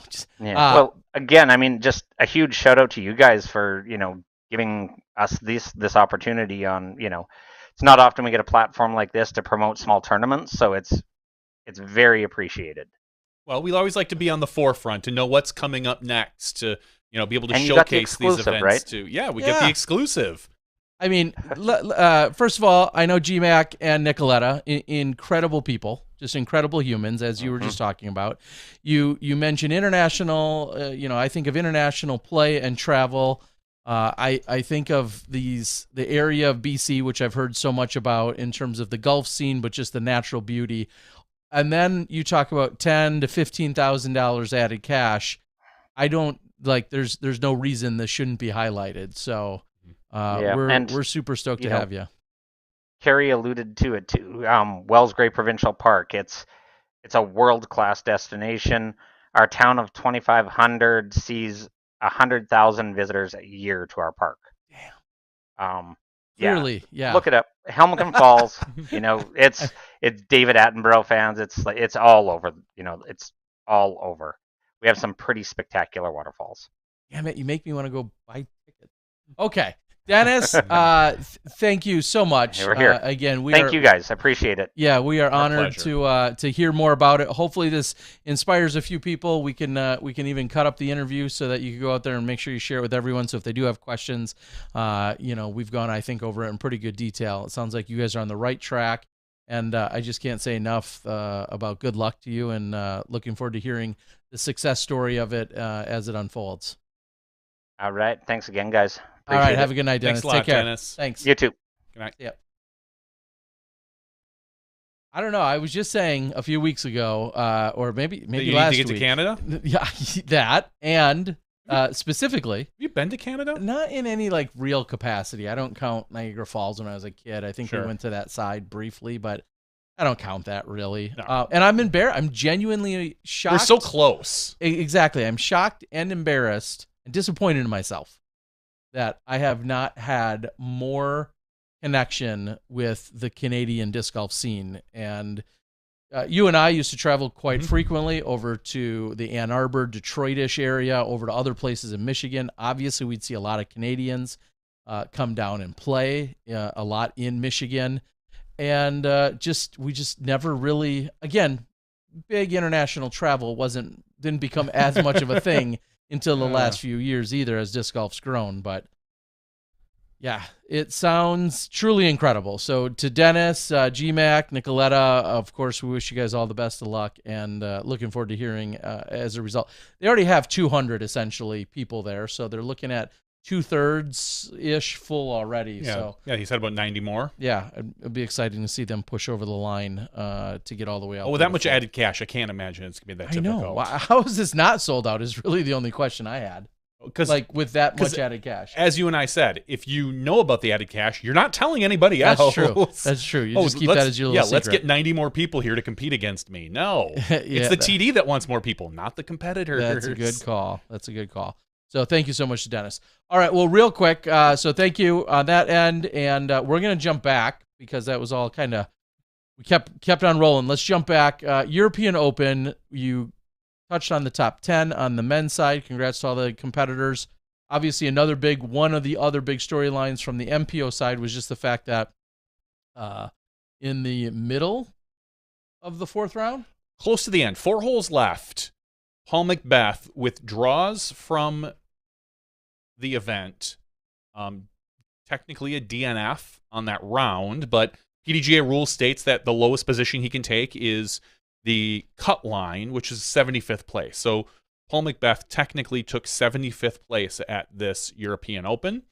Was talking of a shoulder injury. You could see him on Anthony Barella's bag moments later, carrying Anthony's bag, but really not moving his right arm. It was pretty well noted. Even when he congratulated Corey at the very end, it was a one-armed kind of hug. Congratulations. Somebody gave me the scoop that the night before, it was Saturday night before the final round. Arm wrestling? No, there was a bags game, or they're actually, they'll kill me for this. Milke? There's some other very unique game that gets played over there. They were playing. Corey had an incredible shot. He high-fived McBeth just like he did Molly. Effed up McBeth's shoulder. Clearly, that was intentional to make sure that he could make no deep run. I mean, from where Paul was. All right. No, well, Paul you take that conspiracy somewhere. Somebody can. Paul actually said that he was actually practicing some specific shots the day after the third round. And for whatever reason, he tweaked his shoulder, said it's not serious, but understandably doesn't want to make it serious, so he withdrew, which honestly makes a lot of sense. He'd been playing a lot of golf, like 6 or 7 straight weekends of golf over in Europe, and if you're Paul McBeth, you're not in contention to win. You're barely in contention to even be talked about, honestly, with where you are at. And you feel even the slightest issue with your body, he's got nothing to prove. Just he withdraws. I think, honestly, if he was in the top 10, he might have fought through it. But being in the position he was, it makes sense just to say, hey, live to fight another day. Let's move on and not do any permanent damage. So hopefully just a little rest and stretching and rehab will get him back on track. He can come out to, which will probably be D-Glow will be his next event, I imagine. A big disc craft. Or possibly Ledgestone. I'm sorry, Ledgestone. Days? Yeah, yes. Sorry, days? Ledgestone. Ledgestone will be his next big event. A big disc craft event. So we'll see. Hopefully he's fine and we're not worrying anything about it. I'm going to say this. Excuse my ignorance for a moment, and as I always didn't do. bother going out to look it up. When we see cut lines, I thought there was always a cut to the cash. Oh, yeah. Is this different because it's a European event? It shouldn't be. Last time I checked, they have to follow PDGA rules too. Well, not all of our majors do. I understand that. I don't know why the cut line was at 75 versus 45, which about is where the cut or where the cash was. I'm going to do my own research on the air. Reduction of field size is the first thing that comes up. Go on. Correct. My guess, and this is just a guess, is that an exception was made by the PDGA. It probably had to be, because this is a European event, because these players fly over to play the beast as many times as they can. They want to give as many of them as they can a chance at 4 rounds. If I had to take a guess, that is the thought process behind it. Otherwise, it makes no sense why you cut at 75 when you could cut at 45, clearing up the course, making everybody's day a little bit smoother. Not that it wasn't smooth. There really weren't backups, so to speak, with even 75 competitors. FPO, I think, got cut to 16, which is 4 groups, even though I think they only cashed out of 10. Probably, yeah, something 13-ish of them. Yeah. Okay. Well, here, let me read, and I'll put it in the current chat. For the 2 seconds of Googling I did. I'm sorry, there was 16 total competitors. It was cut down to 12. 17, yeah, cut down to 12. Okay. Under PDJ rules 1.08, under competition manual for disc golf events. This is under the manual, the competition manual, not specifically the rules, but this is where it would be. And it's under reduction of field size, parentheses, cuts. It says the field size may be reduced to a semis or a finals at the discretion of the tournament director, provided it's announced prior to the registration. No questions there. Yep, of course. B, unless otherwise announced in advance, the tournament director, all ties for a semifinal or final cut will be broken by use of a tiebreaker. doesn't, and then it has a C 1.09 as far as what probably qualifies as a tiebreaker. Okay. Point C. Making the cut line at or above the payout line is required so that all payout positions who make the cut get paid. If additional players below the payout line made the cut due to ties, only those players remaining at least tied for a payout position would get paid. The only exception is when the PDGA mid-event suspension and cancellation policy is invoked. So it's kind of a different story, not applying to this, not applicable. Any player who chooses not to participate in a semifinal or final shall receive the ranking and cash or prizes equal to the finishing last in the remaining field. Hence, that's why you see a Macbeth go to 75th place as opposed to whatever.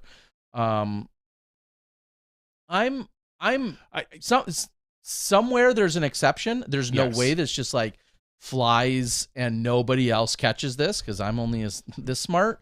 So somewhere there's an exception. Maybe there's a Disc Golf Pro Tour. Well, they don't really run the major. They're doing the live. So it would be UC's team that would have to answer this question. Whoever our tournament director on file is on record. And to be clear, FPO did cut to 17. They were a field of 26. Oh, it paid to 12, I believe is what I was told. Either way, I just at face value, because I did zero research, and I'm admitting as much, I have no idea why it was not cut to the cut line. I don't like it. Either do I, especially if it's black and white in the rules, and it's what we've been doing at every other event. Correct. I mean, and if it is, somebody again, help me, because I'm going to get all worked up about this. And don't get worked up about it. If it is due to the fact that, the thought process is we have a lot of 40-some players, as Corey said, U.S. players, traveled overseas to give them as much opportunity to play the beast as possible. I don't like that as be in the top 40%. Agreed. I don't like that as a general idea. I think it should be, as it said, make the cut, get paid. If you don't make the cut, go play somewhere else on Sunday. Or go be a spectator. Go sign discs. Hang out with a bunch of Finnish people and have a blast of a time. I just get to the black party earlier. Get on the boat to Estonia. Do whatever. Yeah, but I don't like that this event is changed for whatever reason it would be. There doesn't seem to be a good reason to do it other than to allow people more opportunity to play. So I don't know. It's not like we need it for media. It's not like we need it for anything else. Well, I was just going to say, I bet you if I dig around on the website, which I should have done earlier, I'm going to assume it's listed there because it certainly should not be news when you show up. I'm going to assume somewhere it's probably listed as to that where the cut was made, but probably not the reason why. No, but just the fact that it should have been listed ahead of time. Sure. Say, hey, we're cutting to 50. So anyway, is the number 50%? Is that roughly the math there? Know, Terry, I don't know. I don't know anything. And Bob Goike, that's exactly why I prefaced it when I first started this conversation, Bob, and I appreciate 108 players, they cut to 75. So they cut basically a quarter of the field. And Bob says, portions of the competition manual are not applicable outside of the U.S., and I couldn't agree more. That's kind of why I preface saying, is it because it's in Europe? I know payout tables are different. I know there's a lot of rules that I do understand all of that. I'm not ignorant to all of that. So yes, I agree with you, Bob, and thank you for reiterating that. And maybe that's exactly the case, and maybe it's right there on the website. I still don't know if I like it. I don't like it personally, but if that's, a quote unquote I'll say a tradition, but a standard would be a better term to use for European golf, is to cut a different position. Well, so be it. I just, again, I would hate, I guess you don't have to play, but as I say, I believe I saw a stat that there were 8 or 9 players who were not in the cash who then jumped into the cash. And which means there were 8 or 9 players who were in the cash and dropped out of the cash. Rough goings. Yeah. But all right, let's talk about FPO real quick. There's not a lot. I don't know what more we can say. Kristen Tatar. Who? Kristen Tatar, Terry. She's she an up and comer. The Estonian eraser. Mo, you're listening. Mo, you're listening. I still can't get on board. I said I can't. It was also the buckwheat basher. Apparently, Tatar, or is it Kristen or is it Tatar? I think it's Tatar in Estonian means buckwheat, which is a type of, obviously, I think wheat. I'm assuming like a stock. And so they were trying to come up with buckwheat basher. No. I agree. I'm not with that one either. Stop. There is, the Tartarminator. Didn't like that one either. Not all my nicknames are bangers either, but all I'm saying, you keep trying. Something might stick. Or just call her KT, the initials. Sure. But anyway, Kristen Tatar walks through the field. By the end of the second round, there was no competition for her. That's just hands down. It was a competition for second, third, and fourth, and fifth. She is the most dominant player in our sport. She's the most dominant player in her division.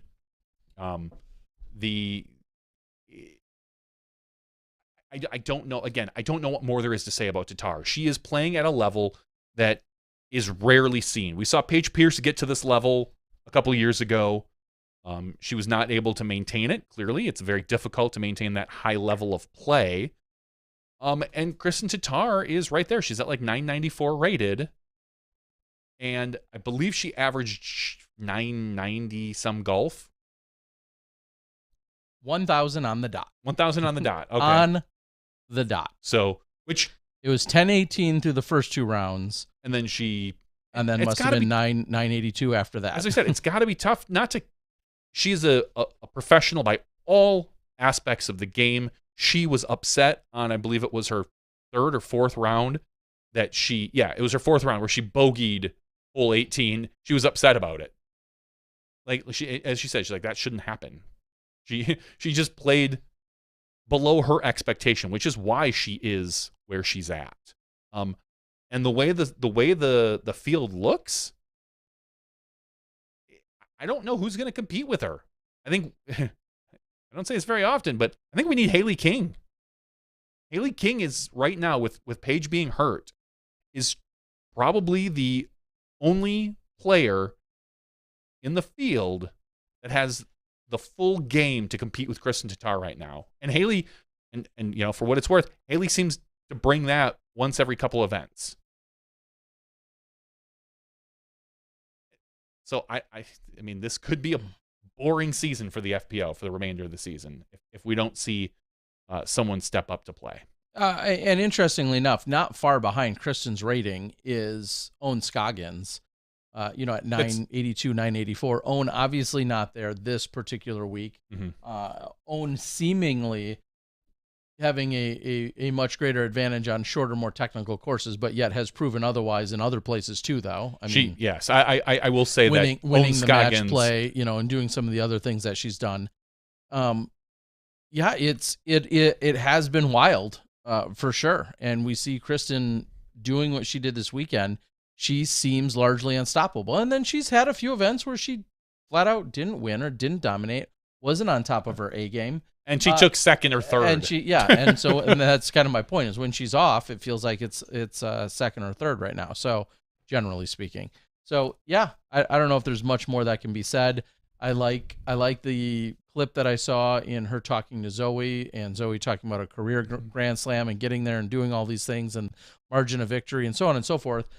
All the accolades and records, really. And hence, just for a little backstory, our producer, Mo, likes to call Kristen the Estonian eraser because she's erasing a lot of these previous records and resetting them, whether it's over Val Jenkins or Paige or whomever. That's where the Estonian eraser, because alliteration rules. Your more nickname often has than to not, be alliterative.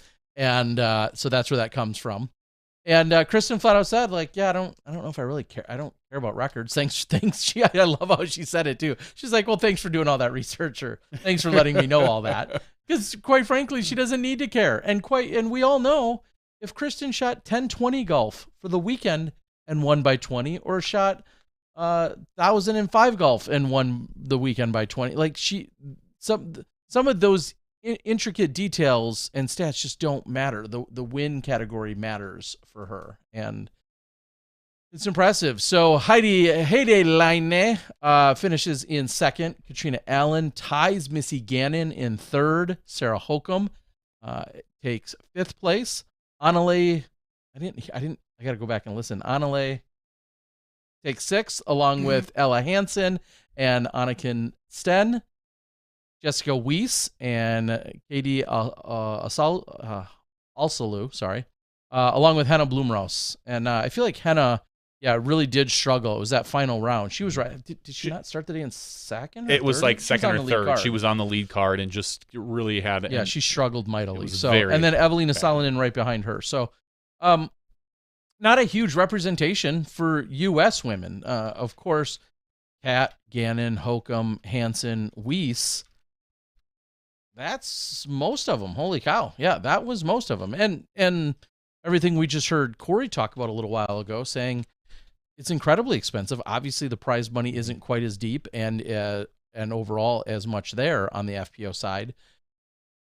You look at Sarah Hokum, and I'm only picking on her because she's the last person to win 4-digit money. $1,500. That again, Paid your plane ticket. Maybe was in fact paid for by MVP or another sponsor, but yeah, $1,500 is probably almost exactly what her plane ticket was. It's with give or take a few $100s.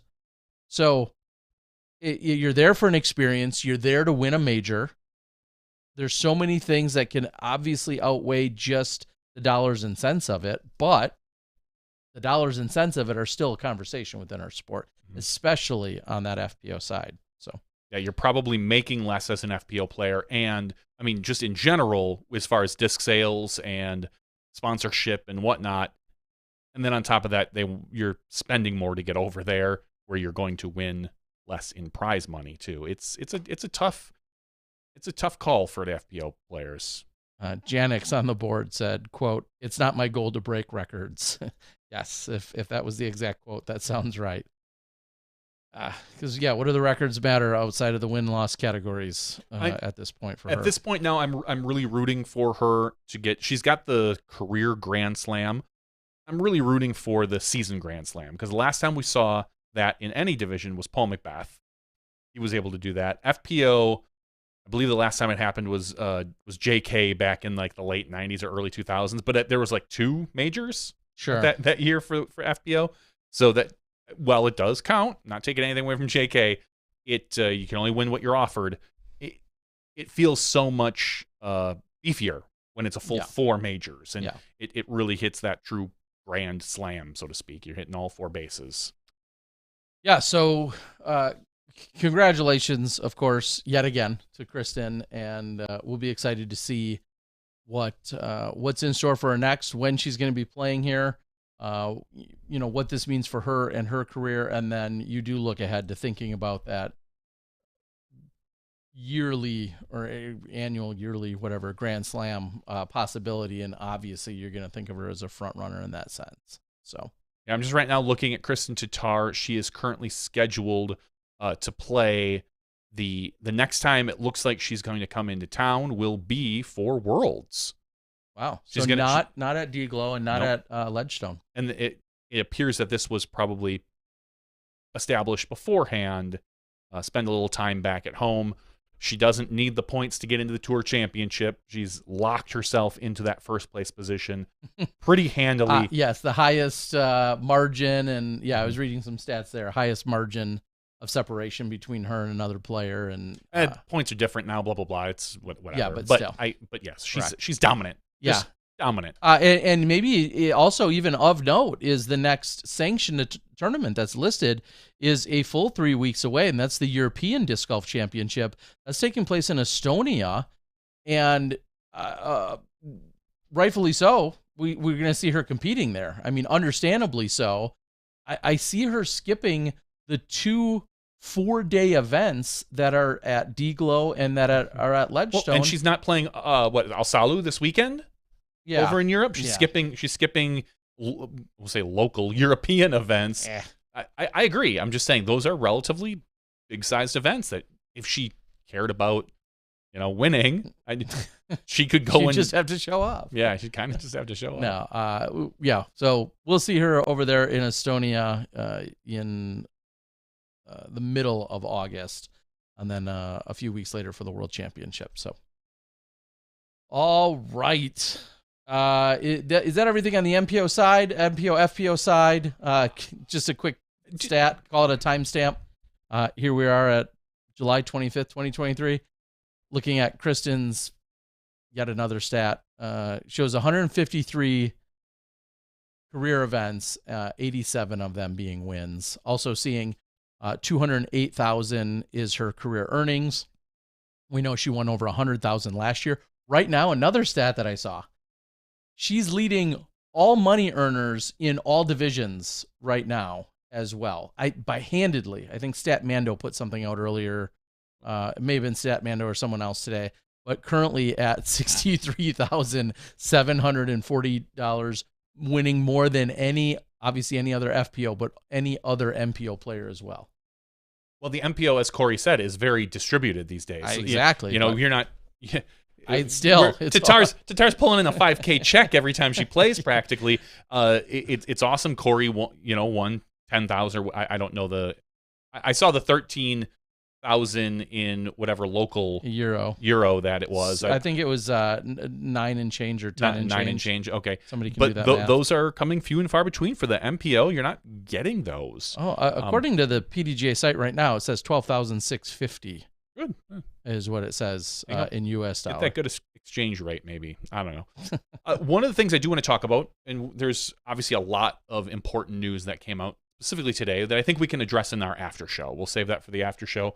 But I want to talk a little bit more about the European Open and the MPO side and some of the players that we saw on that top card. We obviously saw the three I'm thinking of are Corey, AB, and Calvin.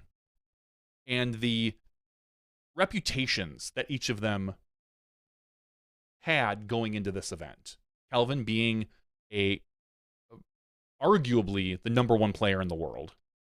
You could argue maybe it's Gannon, but it seemingly was Calvin.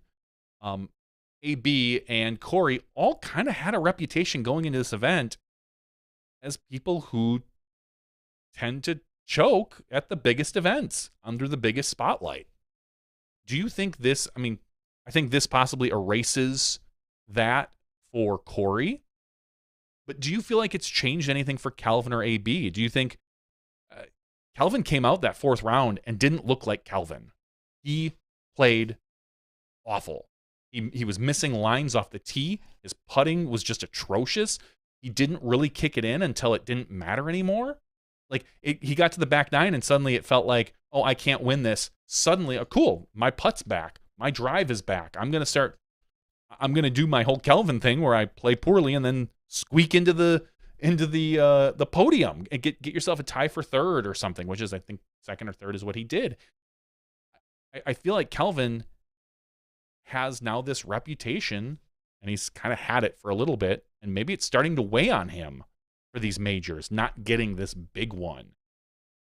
Yeah, you have to feel like, as stoic and as seemingly non-expressive as he is, that at a certain point, maybe not as much earlier, maybe not even a couple years ago when he was finding some early success, but now that the time has gone on, now that he's proven he's, essentially been the best player in the world, he's been ranked depending on whatever Disc Golf rankings.com. Exactly. Whatever ranking you want to use. If he's not the best, he's one of the top 2 or 3 consistently now for the last couple of years. It has to be somehow weighing on him. And I've said this before, just like I've said about other players. We don't need to remind him. He clearly knows in the back of his head that that's a hurdle or a monkey he has to get off of his back. I obviously can't point any fingers to it whatsoever as to what it would be, but just you called it, like almost out of body, not Kelvin-like, just so flat, so nothing during that final round, which I did not get a chance to see all of myself, but the scorecard says enough for me, to see him even through 12. And I compare that to almost every other player that's 5, 6, 8, 10 because everyone knows 12. The front nine is even where you need to get your birdies, because the back nine, you're not guaranteed them. Now, a lot of these guys are getting them on the back nine, but there's also so much more danger on the back nine. If you're not getting them in the front nine, you're setting yourself behind. and you're putting even that much more pressure because he went into that round up by 2 strokes. And it's got to be difficult. And I don't envy his position because the more often this happens, the heavier the weight gets. Yeah. And I really do want to see Kelvin break through and get that major. And I think he will. But man, that's got to be tough. And then I look at AB, who seemingly not necessarily at the majors, but has had an issue with when the spotlight is brightest, he's folded. Now in the past, I feel like it's really been his putt. Like suddenly his putt had left him. I don't think I'll go to Matt. I'll go to the mat for AB here. I don't consider this a choke job for AB. Like he played really, really well for 15 holes. And when he hit that 16th hole, he just missed. I don't think that's not a choke. That's a bad decision in my idea of, if he's out of position, he clearly had the line to go for it. He had the power to go for it. He juiced every one of those shots. He went deep every one of those shots. Yeah, so it wasn't from being tentative. Correct. Maybe the opposite. It's just, my guess is he hadn't played from that position. He probably didn't know the exact power to throw it. He's got a little bit of enthusiasm running through his body right now, thinking that, hey, this is mine. I have this. All I need to do is hit this island. And he just kept going deep. So I have a hard time putting this particular event under the category of, choking it away. That's interesting. Because he really just screwed up that 16th hole. He was under control. He was dropping in 50-foot, 60-foot putts. He was on fire for 15 holes, and Corey was keeping up with him. And then that 16th hole, it's done. And at that point, he's squished. I understand the 17th hole he throws out of bounds, but it doesn't matter. Yeah, he can't win at that point. I don't categorize this as a choke. So that's an interesting philosophy that you don't. Like Kelvin, sadly, I do. Like it just because he played a abysmal. bunch of holes bad. He played abysmal holes. It just didn't look AB good. Threw him away on a very difficult island green. Yeah, and he went long. Would you feel any differently had he come up short? No. I wouldn't feel any differently. Just that particular hole. That's a lot. That's a huge pressure shot, as we talked about with Corey. I just don't think that's a choke job. I just think that's a bad decision and repeated bad decisions. That's not a choke me. He didn't do anything to me. Like, had he taken that disc and thrown it 90 degrees right, 90 degrees left, I would look at me like, yeah, he choked that shot away. Just missed an island. Literally, he was on line. He hit the island, rolled out. He hit the gravel. He threw it into the crowd. He just couldn't find the spot. And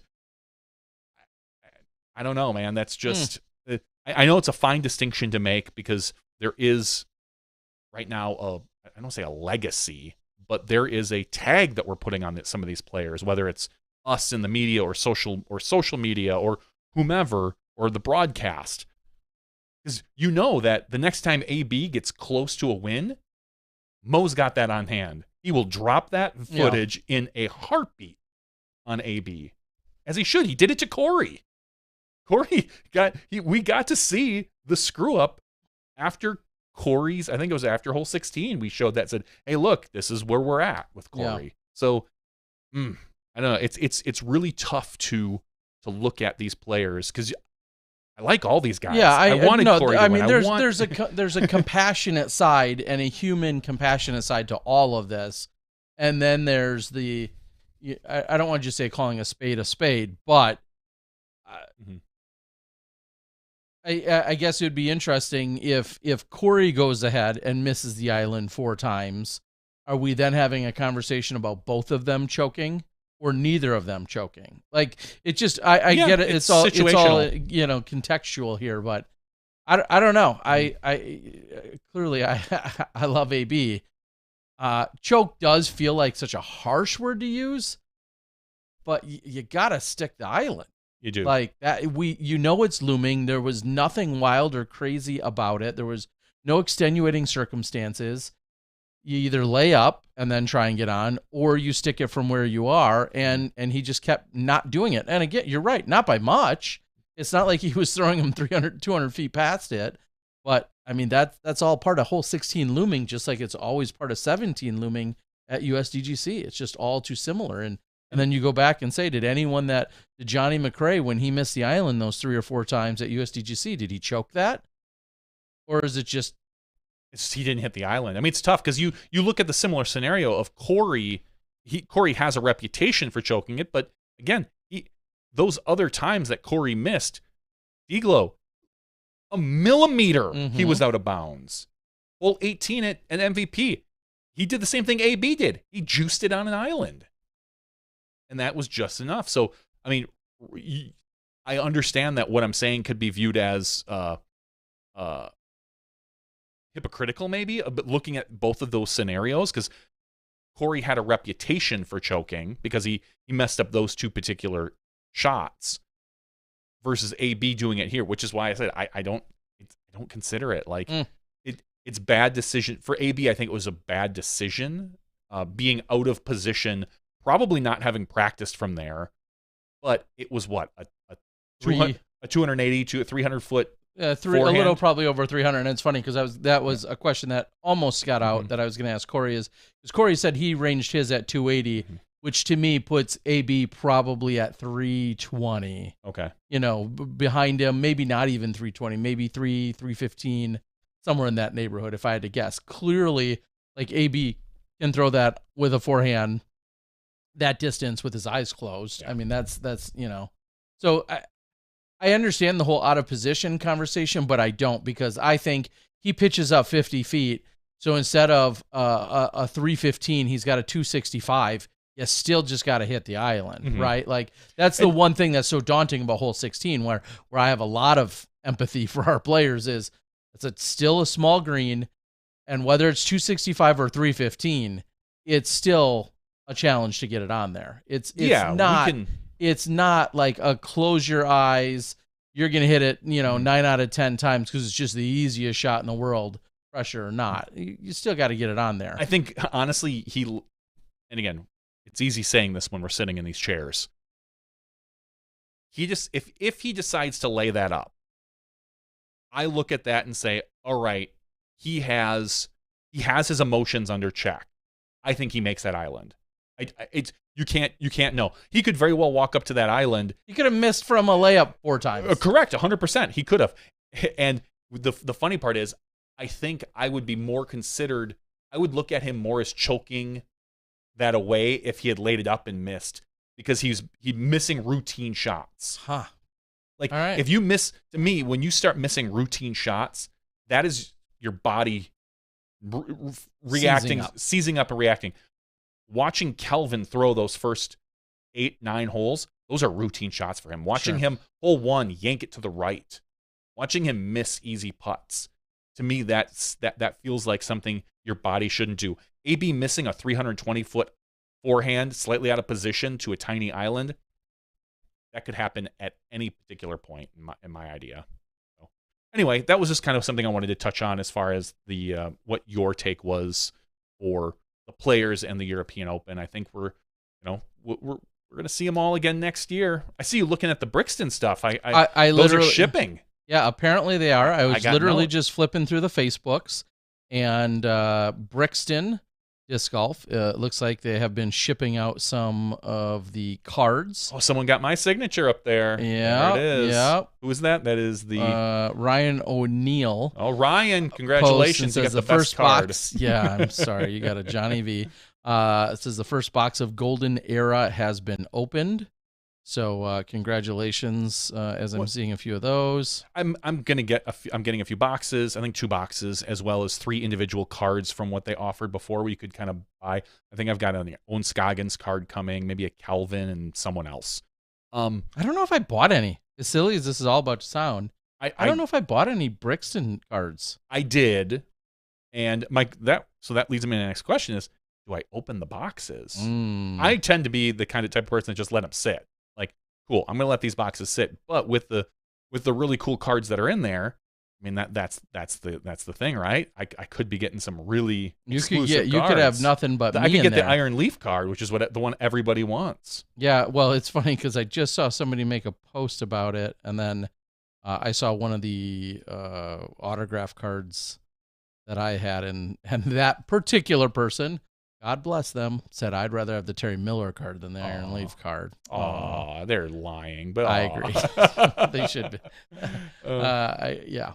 Anyway, I know nothing more about the status of those other than just 2 seconds on Facebook. I saw a post or two about some of these being opened up. So, all right, I think that's good for a regular show. It's gone quite long. We had 2 incredible guests, of course, with both Corey and Dennis joining us, and I think we could wrap stuff up for our regular show, and then from there we could get into the after show. I think we've got a giveaway or 2 that we can make happen. One, but okay. Okay, well, at least one. We're giving away a disc member box tonight. If you want, or we give away something else. That's fine with me. I don't care. We got stuff to give away, plenty of it, and I'm happy to do so.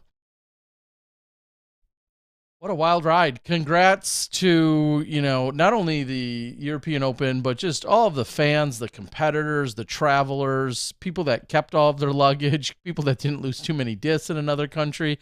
I mean, there's a lot of little takeaways. The staff at European Open. The staff, the crew, all of the media people that are adjusting their life and their schedule, traveling back and forth, the adjustments that had to be made.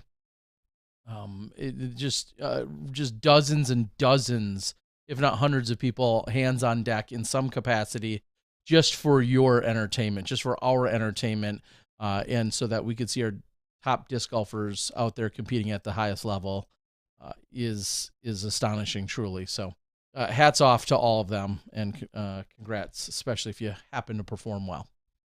We're going to call it. This has been 464's regular show. We'll have an after show. As I just said, we're going to have the giveaway. We'll also talk about some other things, disc golf, non-disc golf related, a little bit of everything.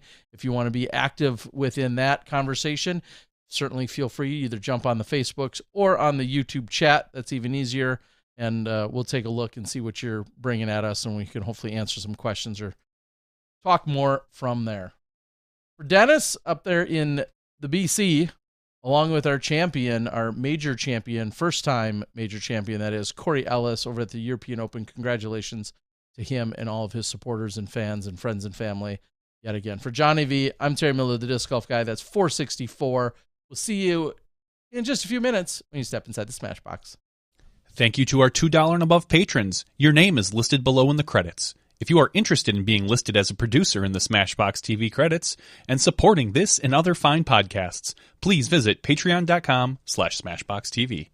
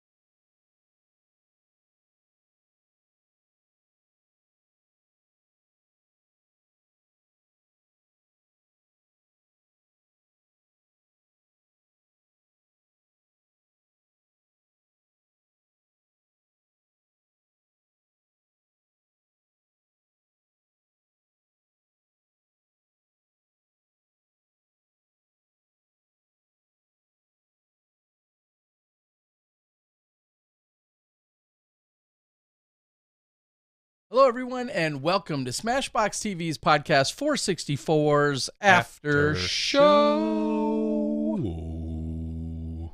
Oh. Welcome in. Here we are. This is the After Show. Somehow, if you're new here, I'll apologize now, but I will also let you know the After Show is the time and place where we talk about things that are not necessarily disc golf related. It could be disc golf themed or infused or a tangent or not. It could have absolutely nothing to do with disc golf. We get into other subjects, pop culture, media, other news, sports, usually stay clear of religion and politics, but yeah, anything and everything's on the table. With that these days. Yeah, it's almost impossible, but welcome in, everyone. And as I've said before, if you have questions or a subject or something to talk about, bring it to us over there on the YouTube chat. Just click that little $, enter in your phone number, and then put in your chat question, and it'll pop right up and we'll see it. Makes it nice and easy to do. And as always, our after show is brought to you by patreon.com/smashboxtv. You can be eligible for our giveaways if you are as little as $1 a month, or you want to go through it every week. Someone on the board asked at smashbox.tv/weekly giveaways. You can enter there, and we do put you in the drawing every single week. I make sure to copy and paste all those names into the list. But we love you way more if you're a Patreon supporter. We do. You and I yesterday were at the same baseball game, but not together. Thank God. My wife got some tickets for, we were up in what's known as the Johnsonville area, which is like kind of their little, it's a little fancier area where they feed you free food. Yeah, all meat all the time for Johnny. You know it. I had myself some hot dogs, some mac and cheese, some pasta salad, a couple cookies, ain't gonna lie, some lemonade. We were there through a company, I think it's called Meridian Wealth Management or something. One of those snooty. Oh, yeah. I mean, they don't do our wealth management, but they are actually, yesterday was, I believe it was like some sort of special needs awareness night at the brewer thing. And so they were a sponsor. My wife works for a company that specifically specializes in children and adults with Down syndrome. So we were invited with the same thing we did last year. But you got some free tickets, I believe, and decided to tailgate and hang out on the not on the first base line, but over in that general area while we were kind of in some upper deck. You sent me some weird stalkerish pictures. Those were, I got to give a double shout out for that. Not only did my or Dustin's phone not reach to where you were, I said I was pointing my phone in the general direction of where we thought you were, and I couldn't see much. I'm like, oh, that looks a little blurry. Maybe that's Sarah's blue shirt from afar. And then our good buddy, Paul Bowen, celebrating a birthday today. Happy birthday, Paul. We love you. Paul, I don't know what phone he has, but busted it out. And like telescopic zoom. Wow. I'm like, holy, like it was creepy. It was creepy. I don't know what exact zooms are on my Pixel, but whatever's on Paul's are definitely of stalker quality. And he pointed out, I'm like, there they are. I could clearly make you guys out. Yeah, you sent me the slightly pixelated pictures, but yeah, well, it was good enough. Feet away, and we could hunt you down. So, yes, Brewers taking on the Cincinnati Reds yesterday. Stay for the whole game. Oh yeah. Okay, good. Oh yeah. It was a great game. Win or lose. Thankfully, the Brewers won. They lost tonight against the Reds, but they won in dramatic fashion. Bottom of the ninth. Yelich hits a single after a couple guys are on base on first and second, drives a run home, and the whole place goes crazy. The really funny story, again, we're sitting in this area, and it's a bunch of families and employees of this company. Many of these families have kids with special needs, so there's a gentleman in front of us who was wearing these big headphones for dulling down noise. Mm-hmm. And I'm talking to my daughter, who has her own sensory issues, but loves fireworks, of all things. Weirdest thing. She hates dog barks, loves fireworks. And dogs usually don't like fireworks. Yeah, go figure. And so my daughter was like, ooh, are we going to get to see the fireworks? The fireworks? And I'm like, yeah, if the Brewers hit a home run, the woman behind me turns around and gives me this glare. She's like, no, there's no fireworks here. They ran out. And she looks at her son, and I'm like, oh. I'm like, oh, well, maybe there won't be any fireworks. And because the guy's like he was maybe in his early 20s. He took off his headphones and he started a little panicky looking at his mom and is like, I thought there was no fireworks. There's no fireworks. And she's like, no, don't worry about it. There's no fireworks. And she looks at me and I'm like, ooh, sorry about that. And what was it, like the 6th inning maybe? Yeah. One of the Brewers hits a home run. Fireworks. The whole place goes nuts. Mm-hmm. Except for about 2 rows in front of me. The mom turns around and looks at the kid. The kid's sitting there because she'd even said, she kind of hinted, she's like, yeah, if there's fireworks, he could have seizures. Like, he just doesn't deal with it well. And so it was really funny because I kind of was cheering. My daughter loved it. And everyone placed in the stadium was going nuts except for the 2 rows in front of me. They were all looking at this poor guy. And he was on his iPad. And he looked up and he kind of noticed it. And I don't think he clearly was ready for it. And he didn't register it. And so he was totally fine. Good. And which was awesome because we were all holding our breaths like, and thankfully, and she was then very happy that he was fine. And she even said, "Look at that, you did it. It was great." And he kind of was just like, "Okay, yeah, that was all right." But that's good. it was just a very funny scenario having the whole place go nuts, except for our little crowd.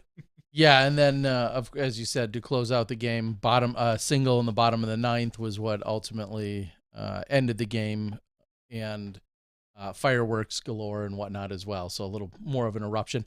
Yeah, I'll say this: I don't care about either of the teams. I never have. I never will. But when I go to a baseball game, I'm not one to leave. I don't. No, it's just not in me. Yeah, I got tickets for free, and even when I don't, I'm just so cheap. Like, I feel like you got to be there to the end, regardless of who's winning or losing. Yeah. I'm just kind of built that way that I'm going to be there to the end, regardless. If it were just me, I would 100% agree. My son doesn't care about baseball in the slightest. In fact, would prefer not to go if he had the choice. My daughter loves it. She'd be there all night if you gave her the opportunity. If it would have been a blowout either way, I could have seen leaving in like maybe the early 8th inning. Sure. And the great thing is with the new rules, the pitch count, the games are going much faster. Sure. So, even, our game was over right before 10 o'clock. No, it was right after 10 o'clock. I think it was like 2 hours and like 56 minutes. I think it was like about 3 hours 10:05 or so. But yeah, so it was great. I loved it. Ray asks a great question, which is, are you allowed to bring outside food into the Brewers ballpark? Apparently you are. I think you're allowed to bring sealed bottles of water and peanuts. So I imagine you can bring other foods. I would assume so too. Yeah, because I saw, what am I talking about? I saw a disc golf friend, mutual friend that you and I had. She played League 10, 12, 15 years ago. She happened to be in the row behind me. So we sit down. She's like, disc golf guy, which I wasn't even the disc golf guy at that time, for crying out loud, all those years ago. Her name is Heather. And so we recognized each other, chatted for a moment. And at one point I saw her bust out a Tupperware container and was eating some food out of that. So I did. I was not fully aware of the rules, especially the bottles of water. That would have been the smart move instead of the $4 or whatever absurd price, or $6 or $20 or whatever they are. It's ridiculous. But yes, you can bring in some stuff. I know they check some bags. No glass bottles. No glass bottles. Yeah. So anyway, good time. I guess. Yeah. Yeah. I mean, again, I don't care who wins or loses, so I'm going to have a good time regardless. It is a little bit more exciting. The Reds were in second place and still are, and the Brewers are leading the division. So the fact that the game certainly meant something to both teams was also added to it. And there were a number of disc golfers. Here's another funny story for you. That up on the Jumbotron, at one point my kids got on there because they're acting a fool. The one spot we were sitting, we couldn't see the Jumbotron because there was some scaffolding. We were in the Johnsonville area is the upper deck of the right field. So the Jumbotron is right in the center of center field, as most of them are. So we could not see it because of the angle we were at. So I kept just like, yeah. So they're dancing around, blah, blah, blah. I brought both my daughters, and then one of their friends, and they made it up on the Jumbotron, At one point, a gentleman gets up, is on the Jumbotron holding his younger son. And I'm like, holy cow, I went to high school with that guy. I know him. He lives in the area now, even though Johnny and I are about 2 hours from where we went to high school, but he also lives in the area. And I was like, oh, that's pretty funny. I recognize him, and we're not close. He's not listening. DJ Long. You know the name?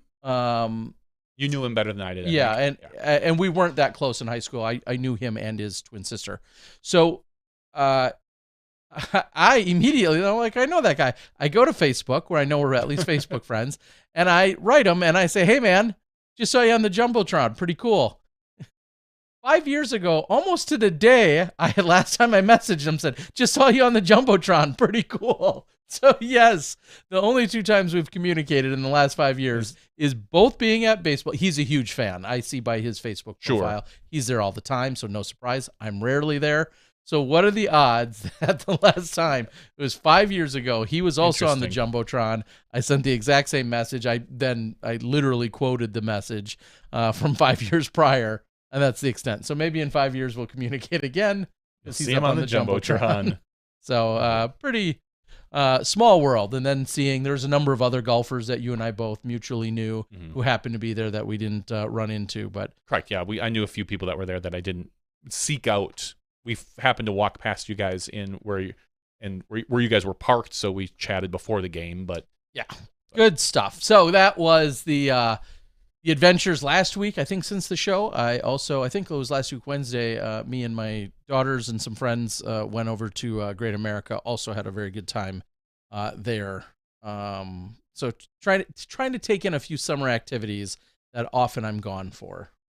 Here and there, and really they're running out for me in the sense that my season of nonstop disc golf will be quickly back in full swing in the next few days, but then also the fact that the girls start up volleyball and camps and cheers and 100 other things.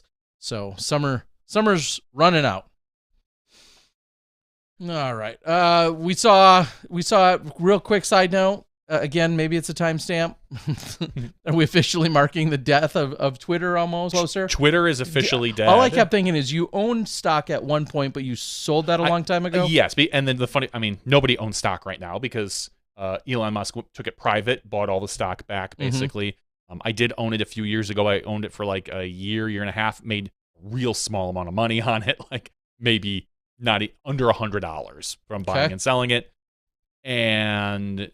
yep, Elon Musk now has changed the name of Twitter to X, which is a company I think he's owned in general for many years. Rumor has it he wanted to change PayPal's name originally to X back in the day, was shot down by the board of directors and actually let go, which then brought Peter Thiel in. And so I think he's been looking for this a starter platform for a while for this, and Twitter just happened to be it. It's still, you can still see Twitter and tweets in a lot of different places, but we'll see how it goes. It's still Twitter. I mean, it's not much different. How long will this rebrand? And is there any chance it gets pulled back? No, literally. So the funny story is today they were pulling down the Twitter sign off the headquarters. They got, I believe. I want to say how many. I don't know how they spell Twitter online because they is it the full Twitter or on their thing, or do they leave some of the letters out? They got all the way to left. What was ER left, and the city of San Francisco said, "Whoop! You have no permits for those machines that are taking down that sign. Stop." So now there's a sign that just says ER on there because they didn't have the right permits. They didn't go through the permits to take their sign down. I'm sure that'll get rectified, but it's just another one of those, like, man. And there's all sorts of things where X is copyrighted by a couple different companies, depending on what you want it for. Obviously, you can have copyrights for the same name for different things. Microsoft owns it for some sort of software. I heard a rumor that Facebook owned the X copyright for some sort of social media thing. So there could be some future fighting as far as even the name goes. I don't know, man. It's all a fun mess that I get to sit back and just chuckle at and watch them. I have so many different social media things now. I'm on, obviously I'm still on X or Twitter. I'm not going to call it X. I'm going to keep calling it Twitter. That's my point. How long before anyone calls it X? It's going to be a while. Mastodon, which I really like for news. Twitter is best for disc golf. Threads is just kind of a mess right now. I'm waiting for them to get a couple new features. Maybe it'll be better. I just really feel like all these different social medias. I'm on Instagram. I've made 2 whole posts in my life. I just follow disc golfers there as well. It really feels like we're getting to a point on the internet's history where we're starting to segregate into different camps in social media. We used to have like Facebook, Twitter. And those are like your two big ones. And now people are starting to kind of separate. If you hate Elon Musk, or if you're tend to be more left wing, you're maybe leaving Twitter and going to Threads, or maybe Mastodon. And if you're if you support Elon Musk and what he's doing, or it seems to be if you tend to lean a little bit more right, you tend to lean towards Twitter. I hate to stereotype, because that there's obviously I don't tend to lean right, but I am on Twitter as well.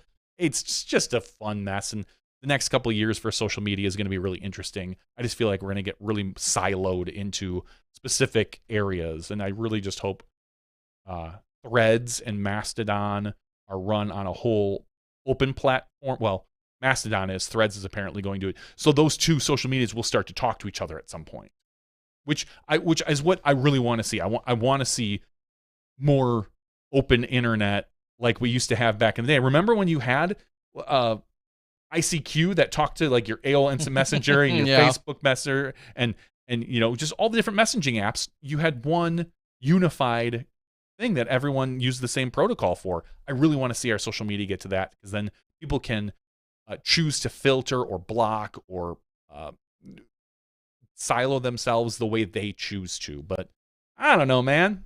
We're just along for the ride. It keeps getting. I was going to say more interesting. Interesting isn't always good, but here we are. And we've got Discord, which I really love. I mean, it's hard to judge that as social media, but I guess it is, because it's not really public, but it's more private communities. Reddit is a more social website, but it's more of a message board. But it is public, as opposed to Discord, which is public for everyone in your private group. Yeah. So, yay! Before we get on to the other next big news, Sam, I'll answer a question. Sam says, "Did you wake up to watch the broadcast this weekend?" Call me guilty. I feel sometimes guilty, but also I feel as if the weekends where I'm not working, I don't intentionally not watch disc golf, but I do not prioritize it. And if there's something that I know this sounds crazy, but when you film it and edit it and talk about it and review it and preview it and then review it and do everything with it, the few weekends that I'm not working, it's not that I'm sick of disc golf. It's just a different feeling if I'm not intimately involved in a more serious capacity. And so by just purely being a spectator, so to speak, or a viewer, I generally don't find myself as involved. And so with that being said, at least one of the nights, if not two of the nights, I found myself still up in the middle of the night when FPO was going off. I think I was editing some of the World's Masters footage, and I ended up watching a bunch of it. I remember watching Kristen through hole 12, and then I tweeted or axed again. Anyway, I tweeted and said, if Kristen blows this 12-stroke lead, I demand that somebody comes to my house and shakes me and wakes me up so that I can watch how it finishes out. But I said if she gets down to a 5-stroke lead, that's what it was, because she was at 12 when I was going to bed, and she finished with, 16? So outside of that, no. And then when I did, because I slept in super late, being up that late, up till 4 or 5 or whatever it was, when I woke up and first looked at my phone, I was like, I don't know, are the men done yet? Let me look. AB's throwing his approach on 16. What a time to turn on live disc golf, right? Like, you guys were along for the ride, understandably. I wasn't. I turned it on. I'm like, what the hell is going on? I watched from the very beginning, because there was a delay in MPO due to some rain during FPO. So I was actually able to, I sat down on my couch, tuned in for the whole thing, ate some breakfast, watched it all. My wife, who doesn't care about disc golf, but she was watching it a little bit and a little interested. She gets up at the start of hole 16 and walks in the other room and is doing some other things, as I'm just like, what is he doing? Oh my God, he's losing this. And she's like, what? I'm like, you missed it. He missed the island like 4 times. And she's just kind of like, oh, okay. I just felt like, I'm like, you were watching kind of interested, a little bit, and you walked away at the most exciting part. And granted, she doesn't know the course. She doesn't care that much about anything disc golf related. She just knows it takes me away from the family at times. But I just got a really good kick out of that she walked away when you tuned in. So way to go. Yeah. All right. And then clearly the other, truly probably the headline, obviously the headline news of the day was the fact that we saw another announcement. I think it was at 9 or 10, whatever, doesn't matter what time. Earlier this morning, it was announced that let me pull it up. Coming together. DGPT launches United Series. I'm going to put it actually right in our chat, just in case, I don't know, somehow you didn't see it, but it's out there. If you haven't seen this, you're living under a rock, and I don't say that as a bad thing. I would love to live a life where I didn't have to talk about this. Yeah, so I'm going to just bluntly say I have nothing to add. And what I really mean by that, even the precursor to that, is we are at a stage where I have now consumed enough postings that until someone, and I've said this before and I'm going to repeat it, until someone posts something that is truly an original thought or idea, I've seen it all. I've read it all. I've read it all on one side. I've read it all on another side. I have compassion and empathy and sympathy with our cisgendered FPO born female players and competitors. I understand and can see all of the challenges. I can also understand and see the challenges that are presented on the other side of our transgender competitors.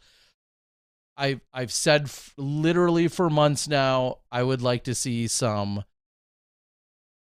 respectable decorum when this conversation takes place. And all that I've been proven, and you can start yelling whenever you want, but all I've been proven is that can't happen. And most people, I would say, it feels like 90% of the people, that is not. It feels like very few people's agenda is to have, because it largely comes down to one side screaming, the other side screaming back, and then it just falls apart from there. That's why I'll just say I have nothing more to add. And even if I did, I feel like it falls on deaf ears at this point. That's where I stand on it.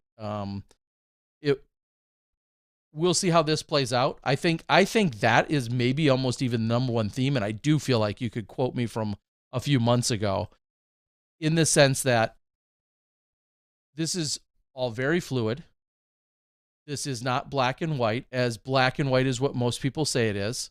I don't feel like it is as black and white on any side. And it's going to continue to be divisive. It's going to continue to not just be a major conversation within disc golf, but obviously within American and international sports and politics. I understand all of that.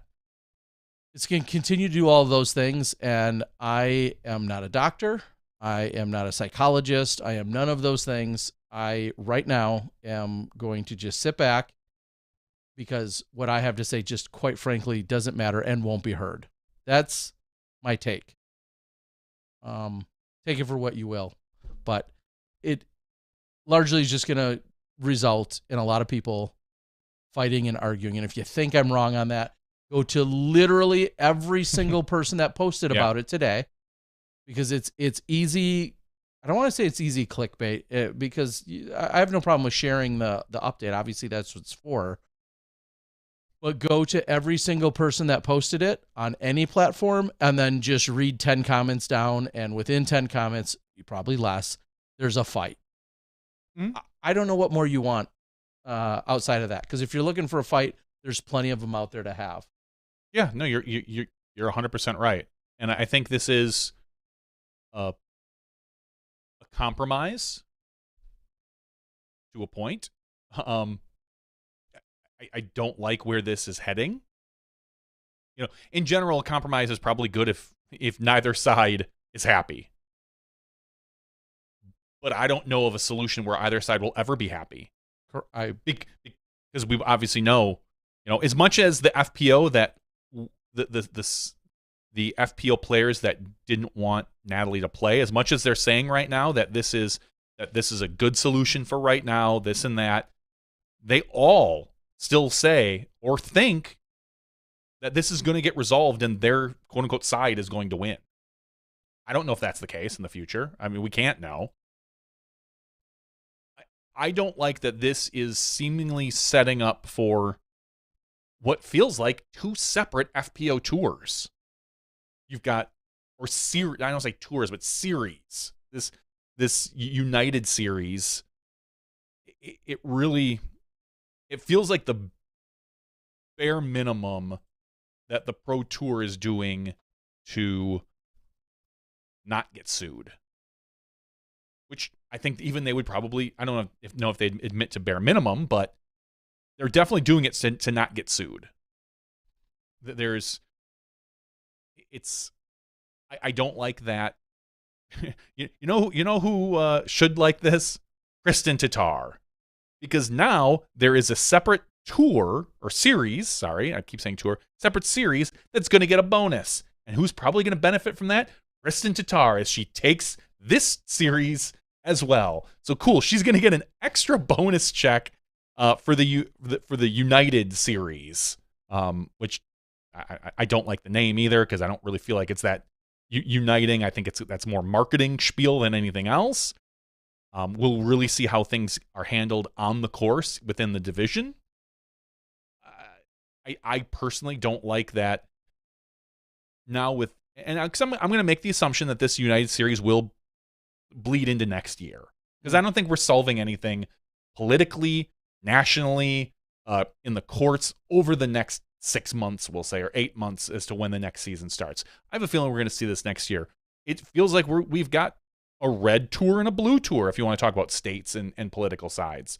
Cool. On the red side, where these are states where odds are we're not going to get, the DGPT is not going to get sued, Natalie can't play. Or any transgender athlete can't play. They're I think it's C3 is the term on that she doesn't qualify for C3. And then you've got the more liberal blue states where, the DGPT can't do anything for fear of being sued, where those states have stronger rights for transgender people. And cool, they get that. What I really don't like is like this United tour points that suddenly Natalie's going to get, and at the end they're just going to hand her some bonus check. Or if she qualifies for it, she might not. I mean, nobody's here to say that Natalie's for sure going to get these points and going to qualify for this bonus check. She could take 15th place at the next 4 events that she plays and not get these United bonus points. But she can't play in the Pro Tour Championship. That's like, it just feels like the Pro Tour is doing, like, they wouldn't be doing this if they weren't getting sued. In my ideas, the Pro Tour would still keep her out of the events, all events if they could. Because they look at what they're calling fairness in competition or something. I forget the exact phrasing that they use. I don't have it up in front of me. And that's rightfully so. I don't blame them. They have a section of their division, the FPO field, that feels that Natalie has an advantage. And like you said, you're not a doctor. I'm not a doctor. I haven't read enough things. I don't know what can be proven and what can't be. It feels gross to me. It feels a little bit gross and demeaning. I'm happy that Natalie can play. I'm happy that the division hopefully will play together. I don't believe this is changing anyone's mind, as much as we all want to kind of say, cool, maybe this can be a kumbaya moment. I don't have that kind of faith in our society right now. I wish I did. It just, I don't know. I don't like it. I like that she gets to play. I don't like this this overall thing. I don't like the United series. I made the joke that it should be called the Sue-United series because, it's only here because she was suing. Well, it will be I don't think telling is the word, and I hate to use the word interesting, but we'll see if there are what additional lawsuits and litigations do or don't come about. Yeah. Because a lot of this I feel like is going to be probably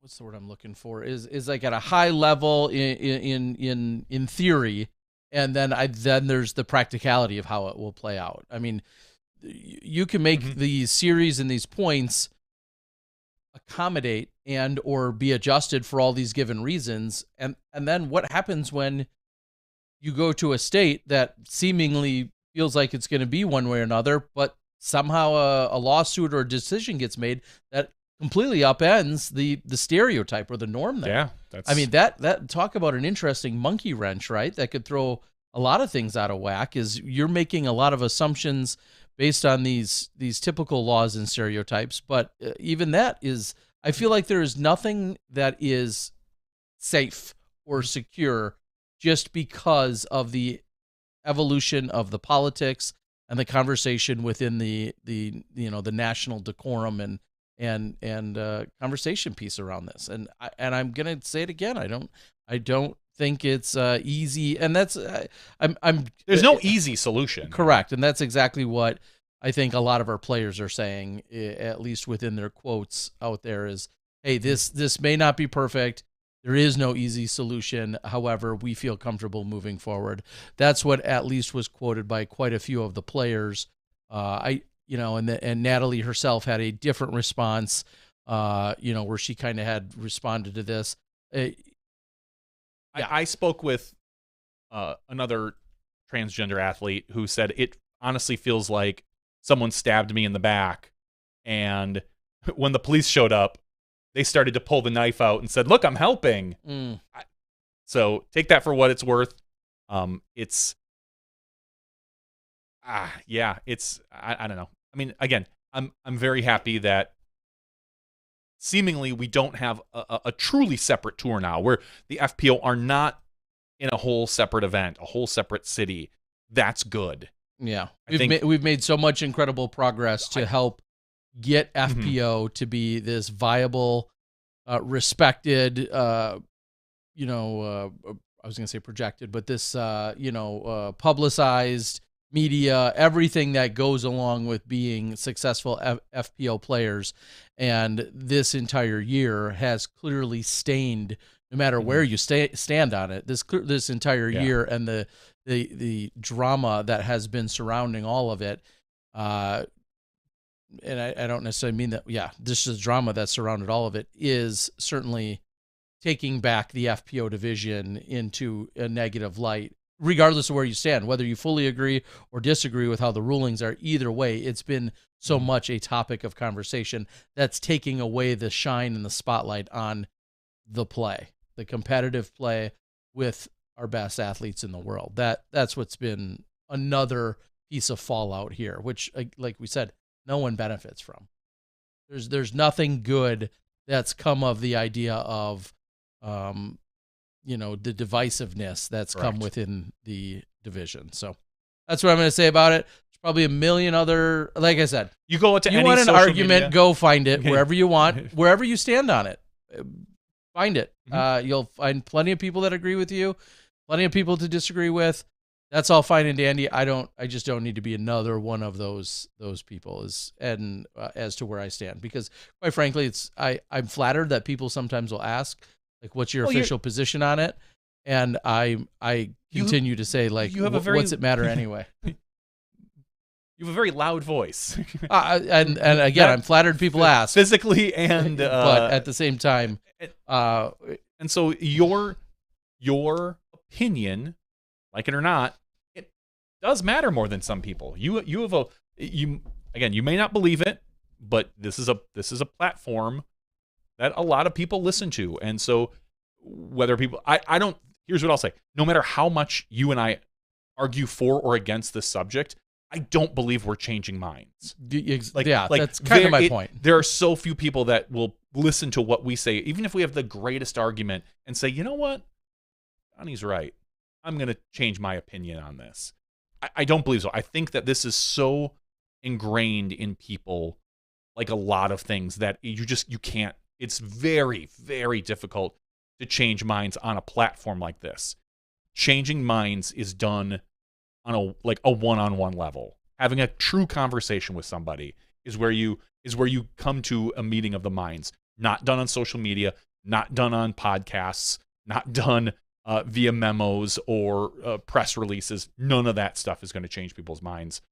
The only way you change someone's mind is if you talk to them directly and you find some way to come together. So I'm happy that a lot of the FPO on both sides of the stance are happy. Like, I know how Ella feels. She seemed to think that this was the best way moving forward. That makes me happy. I know how Sarah Hokum feels. She feels that this is the best way moving forward. I'm happy about that. Yeah. I'm curious, like you said, sit back, watch, and see what happens. I mean, just think, and that's where the sit back and watch kind of does matter, because I think back to just a couple weeks ago, we were talking about this brand new tour or this brand new situation upending the tour. Things were wild and crazy. Everyone was losing their mind. Now here we fast forward to a few weeks later. Oh wait, nope, we have a completely different approach, which I'm not degrading at all. I'm just saying that just goes to prove how fluid all of this remains. I mean, the conversations we had a few weeks ago about how wild it was to be eliminating the division, to be putting people in different states, all of the logistics, all of the money, all of the things that went along with that. And now all of that's out the window because we're having an entirely different conversation today. Right, wrong, or indifferent, that just proves how fluid this is. So I am going to end it there. Dondo says it's setting back all of disc golf no matter what side you're on. That I agree with, but then you go on to say Steady Ed would wonder what went wrong. I don't know about that. I think that's Steady had his own political stuff going on back in the day. His fights with the PDGA at times. Yeah, and plenty of other things. I'm not sure. Maybe he would. Maybe he wouldn't, though. I don't know if I would go that far. Yes. Captain says women protesters showed up in Colorado to diss Natalie in the name of women's rights. I saw that. I watched that. That live feed. Which is a whole nother scenario, which again continues to bring about, I really want to put it to bed, but it does bring about, the Pro Tour has said we're going to have protections, and we're going to treat every competitor the same in that sense. We're going to have, all safety protocols and measures in place. Everyone should have their free, safe space to make sure they can compete, so on and so forth. And I don't think we can rule out the idea of protesters or people trying to still show up and to voice their opinions in certain ways. And I think that's going to continue to be a thing. And the Disc Golf Pro Tour and the PDGA and everyone will react accordingly. I think more of that is absolutely in the future, not less of it. So we'll see how it all shakes out, I guess is what I can do. My last note, I find it funny, maybe is not the right word, but that Natalie fought in courts long and hard when she felt her livelihood was being taken away. Rightfully so, she has that right.